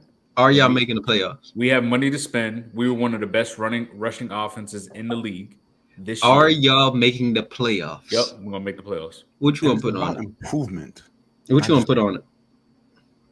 You gotta wear a Falcons hat every episode. Well, hold on, because y'all was supposed to wear Bengals apparel. So I'm glad you brought that up. I haven't seen neither one of y'all in Bengals apparel yet. So what's up? Oh man, it's just been itching me to wear some blasphemy like that, and that's all. Bro, you be wearing some blasphemy over there, and I don't see nothing. I see you with I seen you with Lakers stuff on. I seen you with Patriots stuff on. There was who other team? You had another team, and I was like, why is he wearing that team? It was some other teams that you've worn. So the Bengals ain't too far up out of there that you can wear. 75 years is a long time. That's pretty far. Yeah. I'm gonna keep bringing it up. Never. Oh Jesus. Who we got next? We got the Rams. I got the Rams. I'm gonna let y'all know Rams fan right now. I have nothing positive. Straight up negative. Yeah, I know I'm supposed to be trying to make the team better, but there's literally nothing good about the Rams that I can come up with. I mean, okay, I say y'all gonna get some draft picks for Jalen Ramsey when y'all trade him. Y'all gonna probably get some draft picks when you trade Floyd. Other than that, y'all 14 mil over the cap. I mean, what are we doing with Stafford? He's coming off a back injury. Don't know how he's going to come back. Your coach, he constantly flirting with retirement, him and Aaron Donald. So your O-line is trash. Y'all going to need cornerback help. Y'all done release Bobby Wagner. Offense, it's Cooper Kupp or nothing. I mean, Robertson, he was trash last year. Stafford didn't even look at his weight half at the time. I have nothing positive to say. All I'd say is y'all need to draft some linebackers, corners, edge, try to find some draft steals. I mean, I guess bring back that washed up boy named Baker, I guess. But that's just insurance for Stafford. But other than that, I mean, that's not even a positive. Like, he ain't like that either. Bring him back. But it's just like I have nothing positive to say. Like, and then y'all don't even own the 5th overall pick. The who got that? Who they tricked? The Lions have it. So it's like, what are we doing here? Like, or is it the 6th pick the Lions got? I think it's the 6th. So it's like, what are we doing here? Like, y'all are in a bad situation. I went into the Rams community. A lot of them. You got some hopefuls. Oh, no, we got McVay. You don't mean to say that we can still be competitive with McVay? Hell to the no. Matt Stafford is injured. I don't think he's going to ever be Matt Stafford again. The O-line is putrid. Cooper Kupp, he's good, but that's your only weapon. The defense, Aaron Donald's getting older and older. How much more do you really think he's going to – I think he's going to be dominant next year, but how much longer is he going to be dominant? Like, defense is horrible. You about to trade Jalen Ramsey. I just don't have nothing positive to say. You got anything on this, Jimmie? No, I want to come from a sense of optimism. You know what I mean? I just want to see the end goal potentially be reached, or gradually, we get there gradually. And I believe you said we're trading Jalen and Florida will allow for assets to be in the building, which then will allow you to build around Cooper a little bit more and extend Donald a little bit more. And Sean McVay's mind is something to, mention. You know what I'm saying? You did say he's flirting with retirement, but that mind, if he's there, you've seen to help Baker just a smidge. So I think it could help Matthew, a healthy Matthew, a veteran who's proven something. I think obviously you keep Baker as an insurance to Matthew Stafford because you've had him for the second half of the year. He's gonna be, he's gonna learn that he knows somewhat of the system so far. So, and I mean, as a backup quarterback, I mean he's right up there with one of the best backups you got in the league right now. So, bro, stop, my Jesus. You act like, but but when you talk, when you look at when you say that, you talk like Baker didn't have any success in the league at all. Like any of these other backups besides Carson Wentz, the year when he got hurt, his MVP season. Am I Besides taking that, how many backups am I taking over Baker? yeah, Jordan Love, Tyler Huntley. but none of the Tyler Huntley. Yes, yes. Nah, you kill me, man. Mitch Mitch Killing me Trubisky. sometimes. Mitch Trubisky. Yep. That's crazy. That's crazy. Yo, No, hold this on. guy Oh, is sick. Teddy Bridgewater. Teddy. I'll take Teddy. I'll take Teddy. Teddy. I'll take Teddy too close. Didn't he just break his Oh, pinky? when he Jacoby played? Jacoby Oh my Brissett. God, Jacoby Brissett. Jacoby Brissett is bad. I like Jacoby. Gardner Minshew. Jimmy Garoppolo. Gardner Wait. Minshew. Jimmy, I'm not. You wouldn't take my Jimmy God. Garoppolo over thing? I'm taking No. Jimmy Garoppolo over any. Yeah, for sure. He's I'm a taking starter. Yeah, Jimmy. No, Jimmy but I'm G just can saying start. he was the backup on the thing, so that's why I'm just rolling that. Oh, what's that boy from the Cowboys? What's that Cooper Rush? Who else we got here? Oh, it's a whole list of them that I'm taking over Baker. Yeah, Wow. that makes zero sense because a lot of those guys haven't done anything. What has Baker done? He's literally led the Browns to the playoffs. He literally What took- has he done for me now? I don't care about what he did in the past. Carson Wentz was an MVP candidate. I don't He's a see you talking about backup. Carson Wentz like that. They can't do nothing for you now. They're backups. Carson Wentz was a backup, and he not talking about Carson Wentz like this. Carson When Wentz. Carson Wentz reached higher levels than damn Baker Mayfield. Carson Wentz won the Super Bowl. Granted, he wasn't on the field, but he won that Super He Bowl. won a Super Bowl. He didn't even play. He was having an MVP level season that year. What do you mean? We're further away from that than Baker. No, we not. Bro, he No, couldn't we even not. he couldn't even lead the Colts to the playoffs. You saw what he did with the Baker Washington. couldn't get nobody to the Commanders. playoffs. He couldn't get the Panthers to the playoffs in He that sorry division. He led the Cleveland Browns to the playoffs. Bro, why are we talking about the Browns? What has Baker done? Baker went to the Panthers and he did nothing. Carson Wentz did that also, and y'all not praising Carson Wentz either. Carson Wentz led the Eagles, who just was in the Super Bowl without him. Let me ask you this: besides the Panthers' run game, what did PJ Walker do for them? I'm not praising none of them. Okay, then. But we So can say no- the same so thing for no Carson. quarterback- We can say the no same thing for quarterback. Carson Wentz. Ellinger didn't do anything when he had Michael Pittman. Nick Foles. Yeah, Nick Foles did nothing. Matt Ryan did nothing. Like your arguments work twofold for thing also. So at the end of the day, both of them are trash. But you're not praising Carson Wentz like how you like to praise Baker. And Carson Wentz was an MVP candidate out here, which makes no sense to be praising Carson Baker Wentz like he did something out here. Carson Wentz also had has. Dougie P. Go ahead. He not only did he have he had Dougie P, but he also has locker room issues. Is the guys don't even believe in Carson Wentz. Bro, what does that got to do with what he did on the field? He was an MVP candidate. That's what we talking about. We talking about who. If I had to take one, you said I was crazy for basically I was crazy for taking Carson Wentz over him. But at the end of the day, they're both on the same level. Baker has not done nothing. Like y'all be praising Baker like he did something out here. Baker is washed up quarterback. He's I ain't gonna say he the worst. He one of the worst first overall picks. But I mean, what has he done? Like literally, y'all be praising him like he done something, and Carson Wentz has done more than him. I would say Baker has the skill set to be coached by a actual. Baker's a locker room cancer also. In the When- Browns, when has he ever been a locker room cancer? Before he left the Browns, what do you mean? That's all that was coming out of Cleveland. I know that for a fact because I follow a Cleveland Browns fan. Send the clip. I most definitely will. Send the clip. Send the clip. I most definitely because I've never heard him and Odell Beckham is still really good friends to this day. Jarvis Landry. Bro. I'm talking about the stars of the team. Oh Forget my the guys that don't play.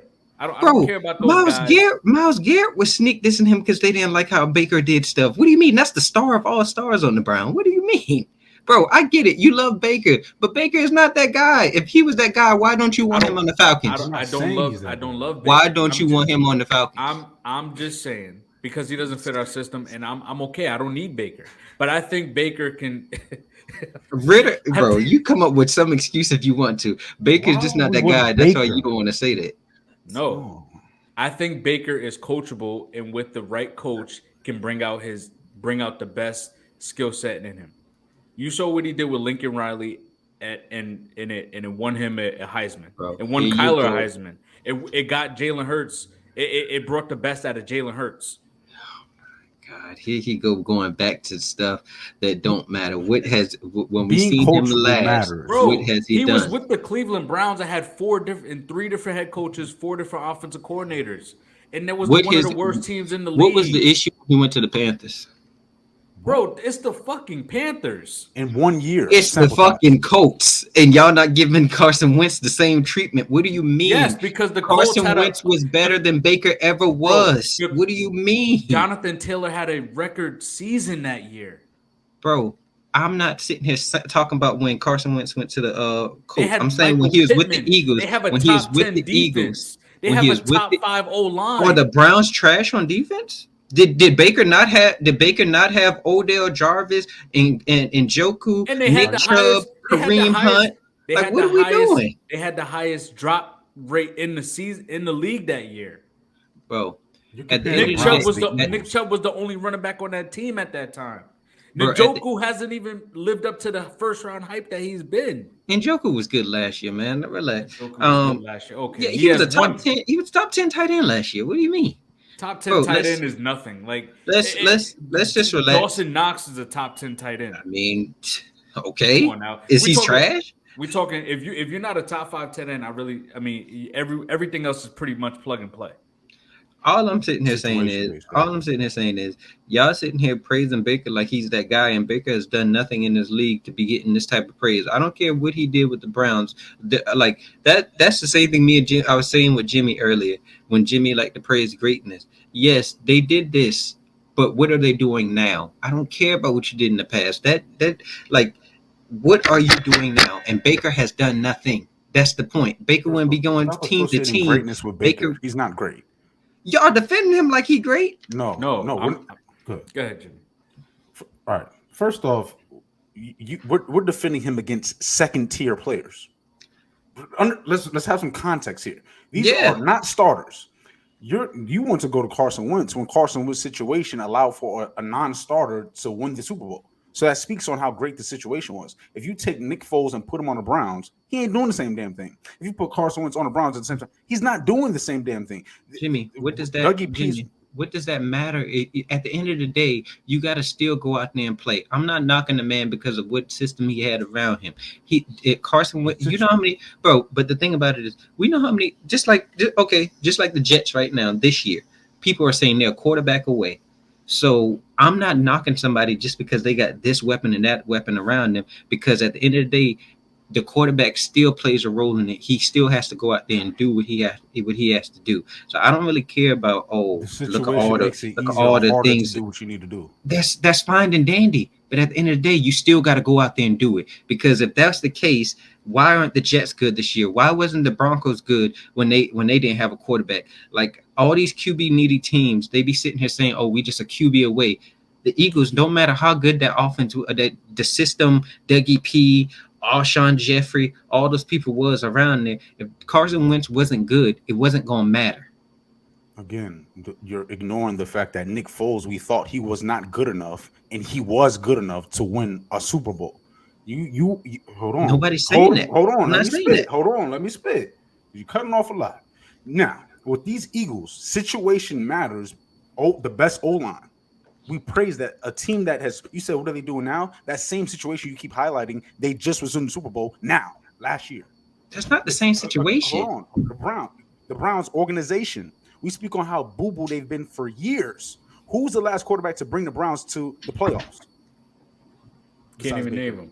Baker. Okay. Again, before Baker, who was it? I'm not a Browns fan. I'm not a Browns fan to know their history. So okay, and the Eagles for the last 20 years have been relevant.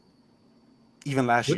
What does that mean? That means when you get drafted to a trash situation that hasn't been relevant, it's on you to do more to make them relevant. But if they already have a standard and set to where they're relevant, you have to plug and play and get them over the top. Jimmie, what does that mean if Baker is gone from Cleveland? That just means that he wasn't the guy to get it done. That's all that means because Joe Burrow did the same shit. The Bengals was not on nothing, and yet he had us back-to-back AFC Championship games. Like, stop it! Like y'all trying to make an We're not excuse saying for he's Baker. Joe. We're not Y'all, saying no, he's Joe. but I'm saying you just said you gotta elevate your talent. Like, just say Baker wasn't the guy, and that's it. That's all that it boils down to. Baker wasn't the guy. No, the situation wasn't it, and yet he still made it to the playoffs. That's what we need to start talking about. Bro, it does not. That's all fine and dandy. He had one good season or a couple good seasons, and then he started to regress. That does not. I'm not taking that away from him. What I am saying is he's just not that guy. If he was, how many teams need a quarterback right now? Why isn't Baker on the team? Like y'all poo-pooing that. Y'all poo-pooing that. Teddy Bridgewater, when he stepped in for the Dolphins, was decent. Jacoby Brissett was pretty good. Tyler Huntley. Yes, they made the playoffs. Tyler Huntley. I'm just saying this. Don't go jump off the bridge with this. He was a Pro Bowler. I'm just sitting there saying, like, Joe, I know. You just preface your comments by saying you're just saying this to say it. So why say it? Because it benefits me. What? No, it's a contradiction. It actually does the opposite. No, I just saying, obviously he was good enough to be a Pro Bowler. So that's why I'm just saying, granted, to be a Pro Bowler right now and all the quarterbacks dropping out, that's why it was easy for him to get it. But I'm just saying, there's a good bit of quarterbacks that was good this year, and y'all just acting like Baker was just doing astronomical stuff out there in LA. He wasn't. And he wasn't doing that when he was with the Panthers either. You had nothing good to say about those Rams. Those other backup quarterbacks you've spoken on this year had better situation than those Rams. Stop it. Oh, it's not just the Rams though. He was with the Panthers. Why wasn't he good on the Panthers? What do you mean? No. We gonna stop. We gonna stop doing this mess. We gonna stop doing this mess here when it's a team that's one of the weakest divisions and they didn't make it. Yes. Why wasn't Baker good? If they're in the weakest division, yes. He was injury prone too this season. Who? Battle injury. Baker. Who? Baker.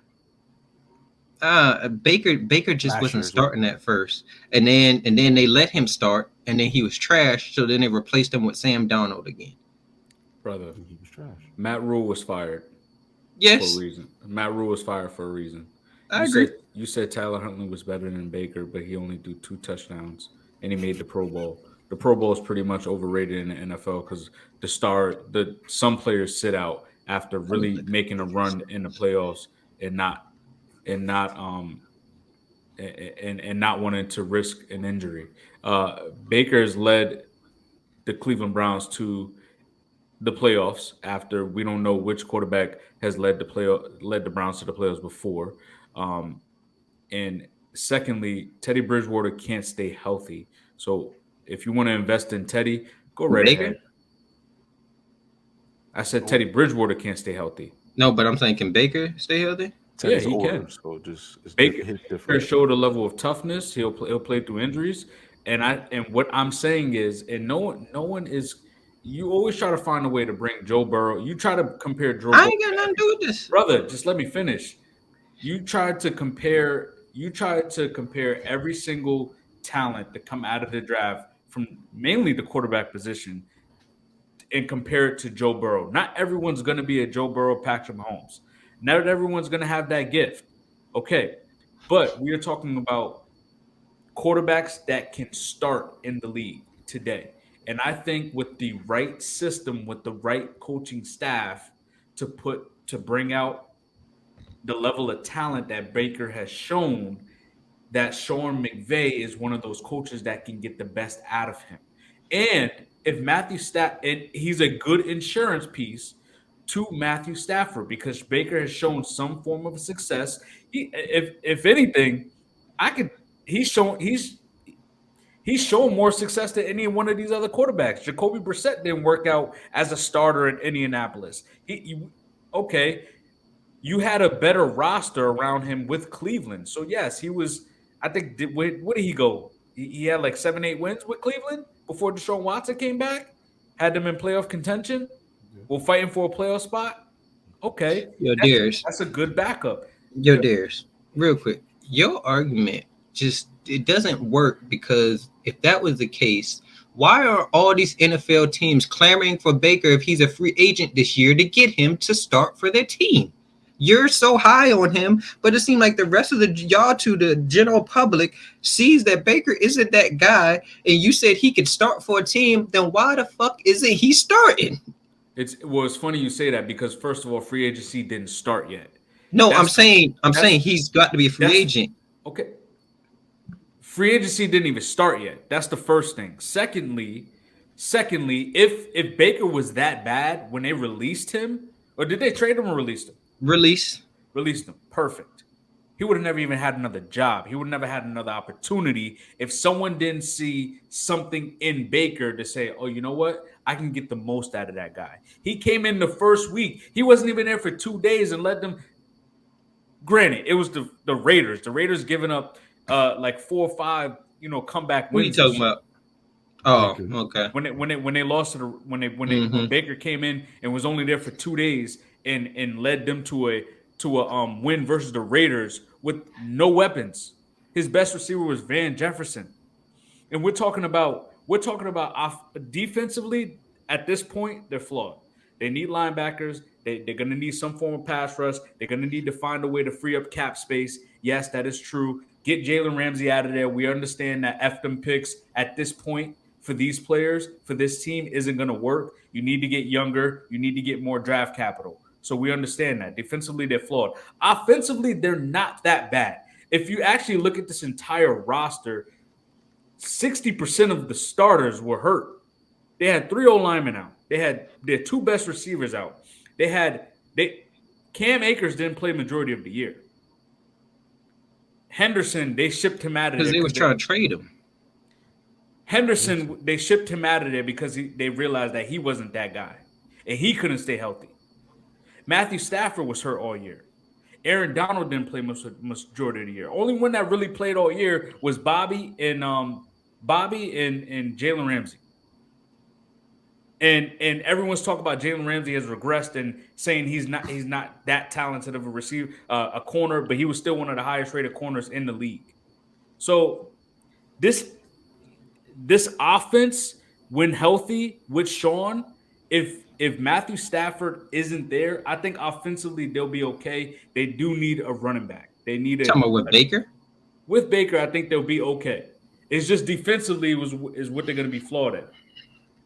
But it's okay. It's okay. I personally think. Real quick, you said multiple teams won him, but that wasn't true because I don't know. I don't know. I knew it's evident who wanted him because they picked him up off of waivers, and I don't know. Wasn't the Rams the last team standing last year? So that means they had the 32nd overall pick. So I don't know if you know how waivers work. Every team has a chance to pick up the player. So every team had a chance to pick up the Baker. And only reason why the Rams picked him up was because they didn't have a quarterback because Matthew Stafford was injured. If Matthew Stafford was not injured, he would have just been sitting there because they was a 32nd pick overall. Let's stop acting like people just want Baker. Nobody wants Baker. Okay, if no one wants Baker, he won't get signed at all. He will be back because he did decent in LA for them, and because he's back. He's insurance for Matthew Stafford. And when you look at when he was released, when you look at all the organizations here, don't you realize that no one really even needed him besides the Cardinals? And by that time, they were already out of the playoffs. There was no need for anyone else to really pick him up. Could the coach not have used him? I mean, they was going back and forth for quarterbacks also, like with Matt Ryan, Ellinger. They had Ellinger. Yeah, wow. He was trash. Don, but you're missing it because Cousins said it multiple times. If Baker's in the right system, then this, that, and the third will happen. All these teams, especially last year, there weren't many that have a system or a coach in place or a player in place to help Baker reach his full potential. The Texans, like, what is that going to do? That's a nothing move. The Colts, that's a nothing move. We know they need younger quarterbacks. They need to stop going after these veterans or guys who are unproven and really reset. A lot of these teams need to reset and get younger as opposed to, there's not a lot of teams that need a a quarterback that has questions. We're not saying he's a starter on most teams. We're saying he's a starter on some teams who have the right system, scheme, and situation to maximize his potential. Baker's not a starter in this league. Like, let's stop. There's no team out here that needs Baker. The Brother, quarterback position is starting to get so rich that it's like all these bum ass quarterbacks are going to have to start leaving. I would still take Russell Wilson over Baker. Like, y'all be praising Baker like he's done something, bro. I never seen so much mediocre get praised like it's greatness. How are we praising? Please highlight the praise. Because when I say praise, it's more so like, what has he done for you to be sitting here saying like, oh yeah, he could still be a starter out here when you've had multiple years to see that he is not that guy. Like, that's why I bring up Carson Wentz. Carson Wentz had some good seasons also, but y'all not doing this for Carson Wentz. And this, I literally don't see the difference. There's no difference between the two. You're not doing this for Jacoby. You're not doing this for Jacoby Brissett, who had a better season than Baker last year. I push back on Jacoby. I think he's better than Baker. But that's what I'm saying. Y'all not praising Jacoby. Carson's been given more opportunities than Baker. What good opportunity? The Colts compared to the Panthers is better. The Eagles compared to the Browns is better. The Commanders. The Commanders. He had ample opportunity. This is his third team. This is Baker's third team also. No, but it wasn't the same. You're not bringing in Baker saying, "Oh yeah, he's going to be my future. This is the guy that's going to change my organization." That's not what the Panthers bought Baker in to see if he could fight for the starting quarterback position, and Sam Darnold won. Bro, Sam Darnold was hurt. No, I'm saying at the beginning they bought in them two to battle each other, and Sam Darnold won the competition. That's why Baker was on the bench, and then he came in middle of the year when they played us. He came in the second half of the thing because PJ Walker was playing like trash, and they bought him in. He had a good little second half, and then he went on. I don't know how many games he played, but then he got benched again. Like, if you're a good quarterback, you're not just getting benched. I'm not saying he's a good quarterback, and that's what you're failing to realize. The situation would maximize him to where he might sniff being a good quarterback. He's a second-tier quarterback, and he's better than a lot of the second-tier quarterbacks. Not all. You said he was a starter. No, I said he can start in certain situations. If you don't go after somebody in the draft, what do you do now? Go for Jimmy Garoppolo's, the Bakers, Baker's not on the same level as no Jimmy Garoppolo. That's true. But again, these guys are not proven, and these guys was just a second string guy. Jacoby Brissett, like, that's where he's at with it. Nick Foles, like, he's better than Nick Foles at this point. Can we agree? I agree with Nick Foles. Okay. I think Baker have shown. I think Baker have shown some form of being a solid quarterback, and I'm saying with the right coach.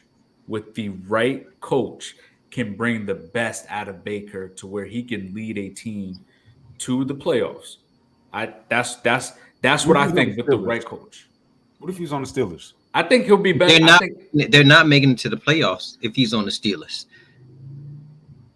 Not with Mike Tomlin and that coaching staff. He's not making the playoffs. Like, I don't know why. I don't even know about that. Like, Baker's not that guy. Like, his best chance is with McVay, like a mastermind like McVay. That's why I'm just like, I don't believe so, but I'm not gonna push back on it too much with that mess there. But once you start talking about the Steelers, no, like, the Steelers do not.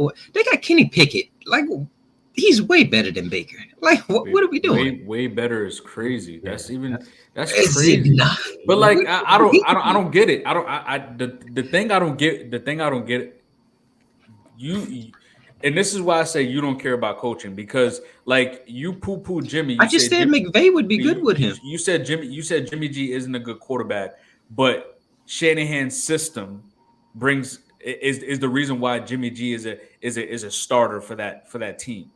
So, okay, is it Jimmy G being a solid quarterback, or is it Shanahan being the mastermind behind Jimmy G, putting him in the right position? Is Brock Purdy gonna go and lead the Browns to the playoffs? Is Brock Purdy going to go ahead and lead the Jets to the playoffs? Is Brock Purdy going to lead the Atlanta Falcons to the playoffs? Or is it Shanahan being the mastermind behind the quarterback? So that's what I'm saying right there. If Baker gets the right situation, gets the right get the right coach behind him, he can be a solid quarterback in the league. He just needs the right system. He hasn't even been set up. He hasn't even saw the same face for more than one season since he's been in the league. He's seen That's a different. lie. That's a lie. Brother, But the Browns, since because Stefanski his was there last- for 3 to 3 years. What do you He mean? was with the Browns for 4 years. Stefanski won Coach of the Year the first year with Baker, and then Baker started regressing year and year after. He Like, did not we regress year and year after. Let's just look at his. Okay. Okay. his I got first- Baker stats pulled up right now. I got it right here too. What you saying? What you saying? saying? What are you saying? What you saying? So his hold on. first year. 2019. That's when Stefanski came in. He threw 3,800. Next year, 35. Next year, 3,000. Let's go to the interceptions. First year, 22 TDs and 21 interceptions. My God. 26 touchdowns, 8 interceptions, 17 touchdowns, 13 interceptions. Last year, 10 touchdowns, 8 interceptions.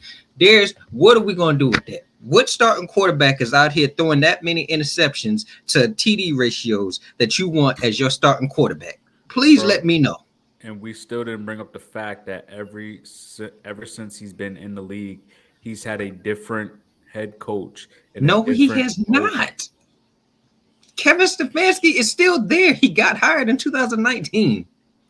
The last year Baker was with the team. No, he did. No. Stefanski got hired in 2019, and he's still there to this day. Baker left before him. Freddie Kitchens was the head coach of the team. When did Kevin Stefanski get hired? Because he's been there ever since. Maybe 2020 then. 2020. It was 2020. Okay. Is that more than 1 year that he was with Kevin Stefanski? 2. 2 years. And one of them is hurt. And okay. Oh, yes. That's what it was. That's what it was. That year that he only threw 8 interceptions is when Stefanski came. Yes. And then the next year he went 17-13. And by that time, I believe Odell was hurt majority of the year. Bro, what does Odell have to do with throwing interceptions? It was the number one option. God, bro. Jarvis Landry was the number one. Jarvis Landry was the number one option. Come on now. Like, let's stop. Jarvis Landry only played 12 games. Odell only played 6. And your boy Njoku played. He's my boy now, huh? He's definitely your boy. And they overpaid. Because I said he wasn't trash. And they overpaid Austin Hooper. And Austin Hooper was a baller for them at one point. No, Austin Hooper was balling for the Falcons at one point. I'm saying his first year or so with the thing, he was pretty good. Bro. Yo, his stats is an indication of what Cuz is talking about. Stefanski there, 8 interceptions. The next season, dysfunction within the roster. What's the dysfunction in the roster? Bro, everybody goes. He didn't have everybody his goes 1 and 2 option. Bro, everybody goes through injuries. Stop acting like Patrick Mahomes didn't just not have Tyreek Hill all season. Stop acting like. That's the issue right there. No, it's not. Like y'all making excuses. Y'all make excuses for people. If you're that guy, if you're supposed to be a quarterback, then you can be a quarterback. But hey, having your weapons. Is Matthew Stafford that guy? I don't think he's really like that. So then that means no quarterback is like that. Except no, Patrick that's not Mahomes, true. Joe Burrow and Joe Burrow hasn't even Josh Allen. Kyler didn't have Hopkins. There's a lot of guys who didn't have the number one guy. We don't expect them to do the same thing if you don't have your number one guy. Bro, I agree, but I'm gonna give y'all what y'all want. Y'all say I don't praise Mahomes. Why the fuck did Mahomes have Valdez Scantling and Juju looking like? I'm not comparing Baker to Mahomes. No, but I'm just sitting here saying y'all. Okay, well, never mind, because y'all gonna say I'm comparing a good quarterback. Let me look at some of these people that got some trash weapons up out here that was pretty good. Okay. Oh, prime example, Justin Herbert. Both of his weapons was out for multiple games this season, and he had people like Palmer and people that nobody knew. Justin Herbert. Oh my God! Now he's not even an average quarterback. He's a way above average quarterback. We're not. So now I have to find trash people to compare him to. Because Baker's borderline trash. Second tier. He's borderline trash. Oh my God! Nick Foles. Yeah. Like these are guys who are needing. Well, all right. Here you go. Daniel Jones had borderline people. Now it's over. So what I was saying is we got time here. You can't.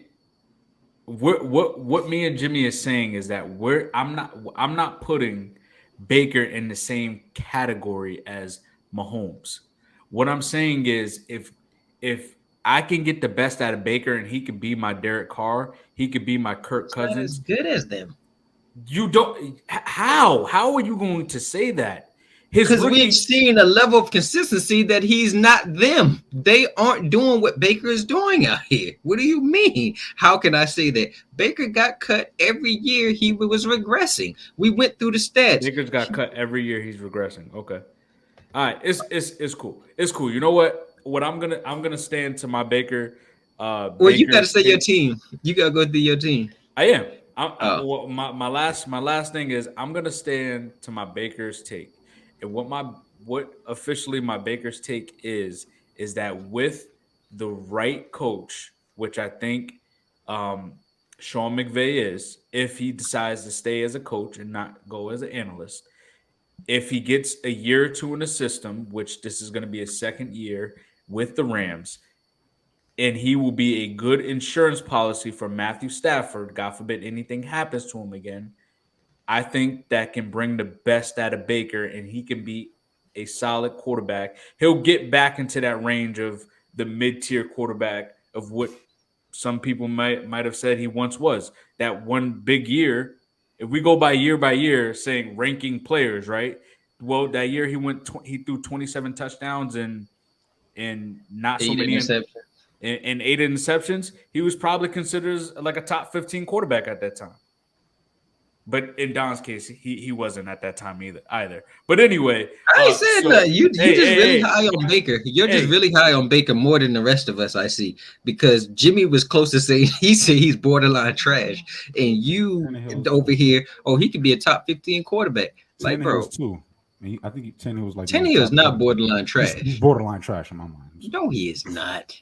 Tannehill is just borderline. He's just average. all right.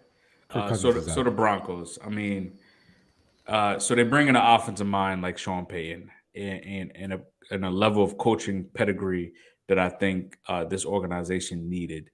And because when you got a strong minded quarterback like Russell Wilson, again, back to that Aaron Rodgers type thing, where it's like a guy who's been set in his ways for so long, he needs a strong minded coach to take over. You can't bring in a fresh young face.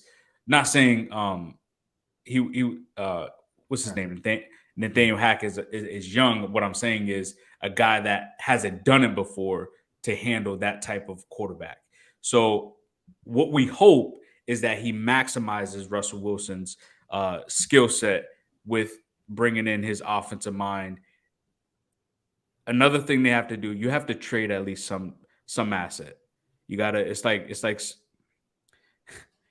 like you gotta spend money to make money, right? And what I say, yo, can everyone hear me? Yeah, I can. All right. All right. What it is you got to spend money to make money, right? So you got to trade up an asset, whether it's Judy, whether it's Sutton, whether it's Simmons. You got to give up that to try to get some draft picks to bring in some other talent. They need a running back. Maybe Kareem Hunt, Miles Sanders to go along with, God forbid, Javonte Williams doesn't pan out after the injury, but you need a number one. And there's some good running backs out there that you can go get. You definitely need O-line help because Russ was sacked the most in the league this year. Maybe you go get Caleb McGarry from the Falcons, who had his career year, because we don't want him, or we shouldn't pay him. And I mean, he was rated very high in his rushing grade, but who knows if that helped in the passing. They also got to resign Alex Singleton, who led the team in tackles with 163. They'll get Randy Gregory back, who only played 6 games last year. So hopefully that boosts up your pass rush. But you also got to go get another pass rusher. Maybe bring in Ngakwe from the Colts.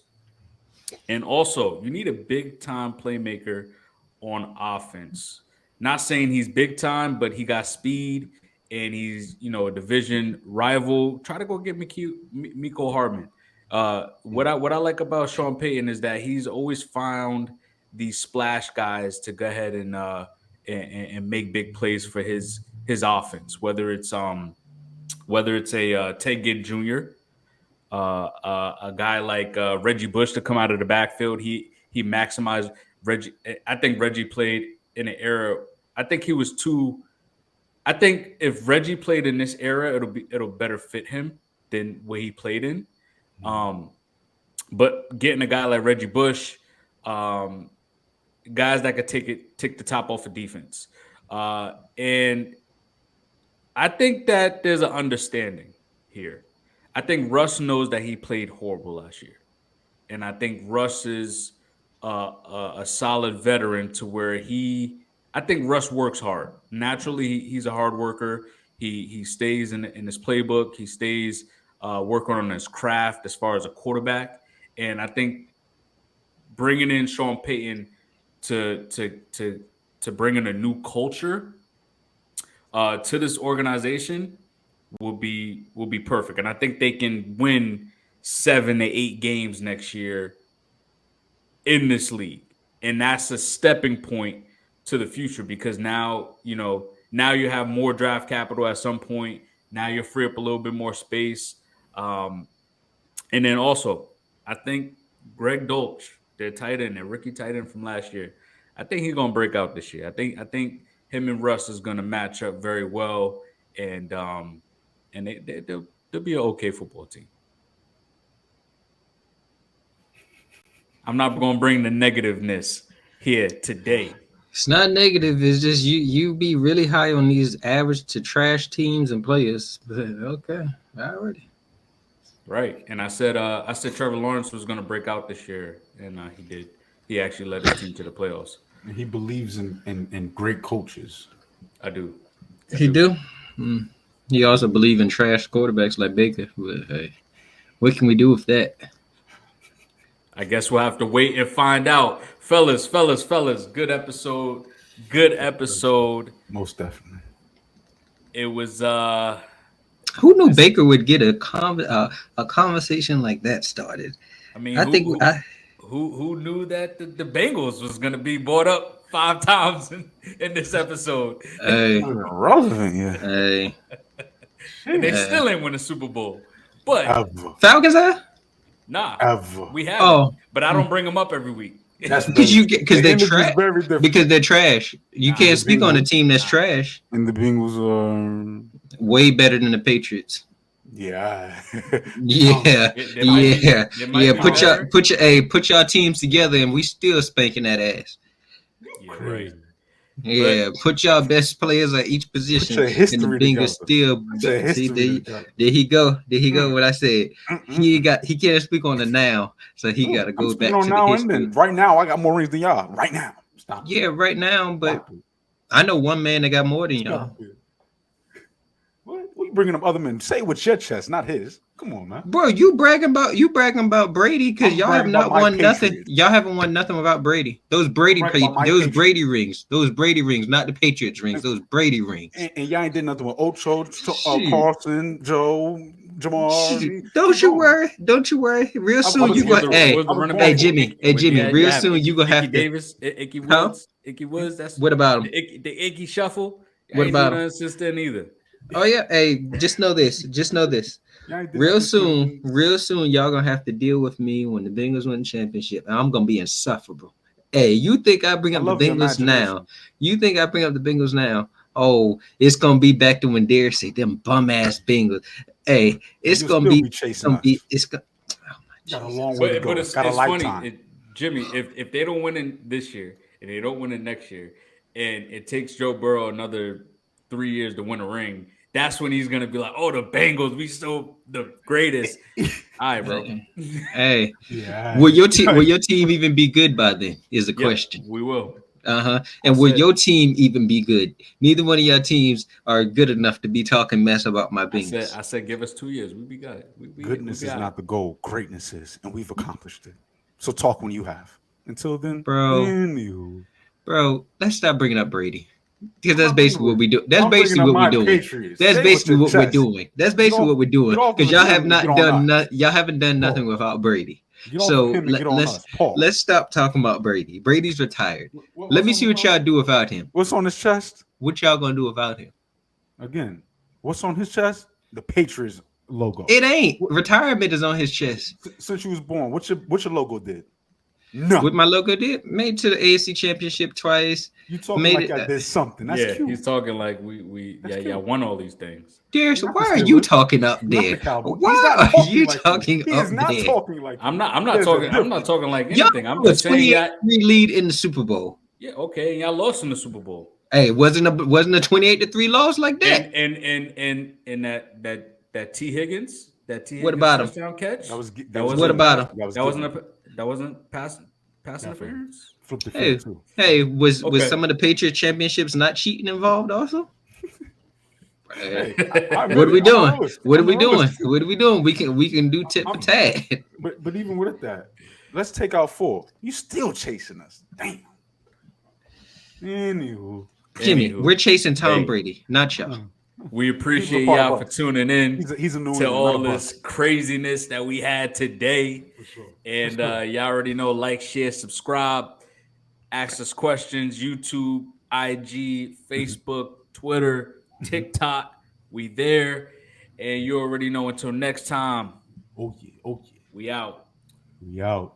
This that COMEUP. Stand back while I do me. I'm the King James of this era. Do my best to be 2-3. You see the metaphoric beat destroying MC. They had to wait his turn, sit and learn from the OGs, but slowly I had myself out like a slow leak. It take paper to make paper. So I'm speaking from this loose leaf. Damn. I ain't even gotta talk about it. They said you public in the basement, but your songs is private. Bring back the monster, the one that you keep locked in. Shit, I ain't gotta score the points. Look at John Stockton. I put my niggas on just so they can make a profit. But for now, I ain't get up and play that monster in the closet.